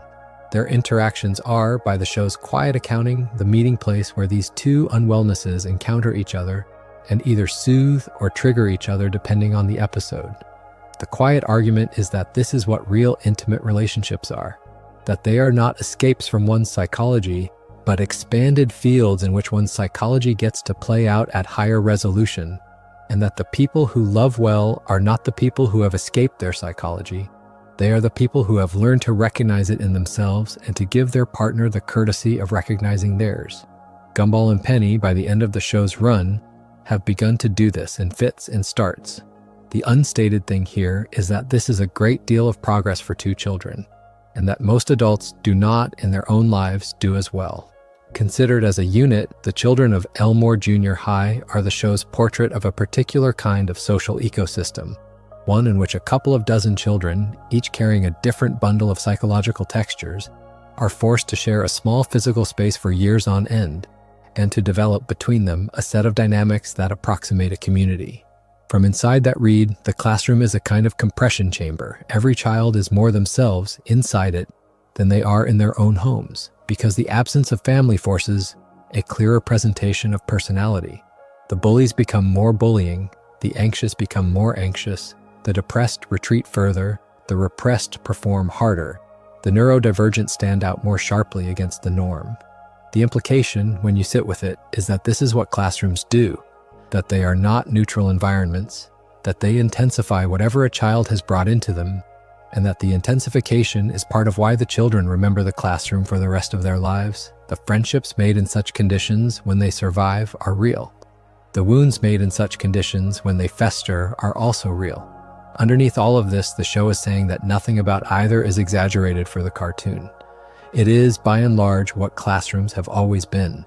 The role of the show's narrator function, which is mostly implicit but which surfaces at key moments in the form of voiceover or fourth-wall acknowledgement, is worth mentioning. The show, when it breaks its frame, does so in a way that briefly reveals it is aware of itself as a show, and the awareness is, on a careful read, a kind of compassion. The characters are allowed, on occasion, to know that they are in a story. The story is allowed, on occasion, to bend toward their actual needs. Taken this way, the meta moments in the show are not just gags. They are gestures at a deeper proposition, which is that the universe of Elmore is ultimately an animated one, and that the animation has a sensibility, and the sensibility is on the side of the characters even when their lives are difficult. You can feel the writer suggesting that this is what it would mean to live inside a benevolent narrative that someone somewhere is watching with affection. The implication is not theological. The implication is more modest. It is the implication that the show itself is the benevolent watcher, and that the viewer, by participating in the watching, is briefly invited into that role, and that the role, when taken seriously, becomes a small practice in being a kinder observer of one's own life. There is a broader thematic point to make here because the show has, by accumulation, made it. The Amazing World of Gumball is one of the few children's shows that takes seriously the proposition that mental illness, broadly construed, is not the exception in human life. It is the rule. Not in the diagnostic sense of formal clinical conditions, although those exist within the cast as well, but in the broader sense, the sense that almost everyone is carrying something, almost everyone is regulating themselves against something, almost everyone has a wound, almost everyone has a coping mechanism that is, by some measure, slightly off. Approached from that side, the show is performing a small, quiet rebellion against the dominant cartoon convention, which is that adults are stable and children are simply children. The writing keeps pointing you toward the idea that adults are not stable, that the stability is, for many of them, a performance over an unstable interior, and that the children, in their varying ways, are perceiving the instability without having the vocabulary to name it. What gets drawn out, frame by frame, is the suggestion that this is one of the more honest things a children's show can do, and that the honesty is perhaps what made the show feel so different from its peers, even when its viewers could not articulate why. The implication for the audience, the people who watch the show as children and the people who are watching it now as adults, is, on a slow second pass, surprisingly hopeful. The show is not saying that everyone in Elmore is broken. The show is saying that everyone in Elmore is human, and that being human comes with these particular textures, and that the textures are not in themselves evidence of failure. Read with patience, the show is offering its viewers a kind of permission. The permission to recognize themselves in its characters. The permission to identify the small, unwell shapes inside themselves and to not be ashamed of them. The permission to recognize that the people around them are doing some version of the same thing. The permission to extend to themselves and to others the same patient attention the show extends to its cast. That is a quietly radical thing for a children's network show to do. It is, on its own terms, one of the most generous gestures the medium has ever produced, and most viewers received it without ever noticing, which is, in many ways, the show's preferred way of working. When you watch the show in adulthood and you have lived long enough to recognize some of these patterns in yourself, in your siblings, in your parents, in your friends, the experience of watching the show changes. The jokes are still funny, the animation is still a marvel. But underneath those things, you start to see the show looking back at you very gently as if to say, yes, we noticed. We noticed the shoulders, we noticed the silence in the bathroom, we noticed the smile that did not match. We saw all of it. We did not need you to be different. We did not need you to be cured. We just needed you to know that we had seen it and that we had drawn it carefully and that we had loved you while we were drawing. The show, very gently, is telling you that this is what art can do for a viewer, and that the doing is enough, and that the kindness of being accurately seen is sometimes, on the hardest nights, the only kindness available, and that it can, on those nights, be the kindness that gets you to morning. The show is over, more or less. 6 seasons aired. A continuation is on the way, with the original creator returning, and the early material that has surfaced suggests something close in tone and texture to what the show was at its best, although the show itself has not yet aired, and so what it will be is a matter for the future and not for us tonight to commit to. The cast may return. The story may resolve in places that have for years gone unresolved. The implications of the years we have already watched will, regardless, stay with us. The town of Elmore, as it stood across those 6 seasons, was as full and as carefully realized a small American town as any cartoon has produced.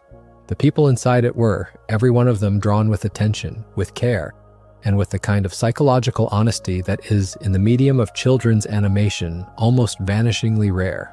What you take away from a deep watch of the show, more than anything else, is the feeling of having been in good company. Not exactly the company of healthy people, the company of recognizable people, the company of the kinds of friends and neighbors and family members you have in your own life, drawn slightly larger and brighter and louder than they appear in person, so that you can finally see them in the way you have always half known they were. The show is a small mirror. The mirror does not flatter. The mirror does not exactly judge either. The mirror simply shows you what is there, and trusts you to look at it long enough to recognize it. That is what we have been doing tonight, slowly in the small hours, and that is what the show invites every viewer to do, in their own way, on their own time, in their own quiet rooms. If you are still awake, you have likely thought more than once over the course of this about a person in your own life, a parent, a sibling, a child, a friend, a version of yourself you have not let anyone see. The show suggests that these people are not strange to it. The writing suggests that it would have drawn them, if it had had the chance, with the same patience it drew its own. The framing tells you that nothing about being them or about being yourself is unique in the bad way, that all of it is recognizable, that all of it has been seen, that all of it has, in some animated form, been loved.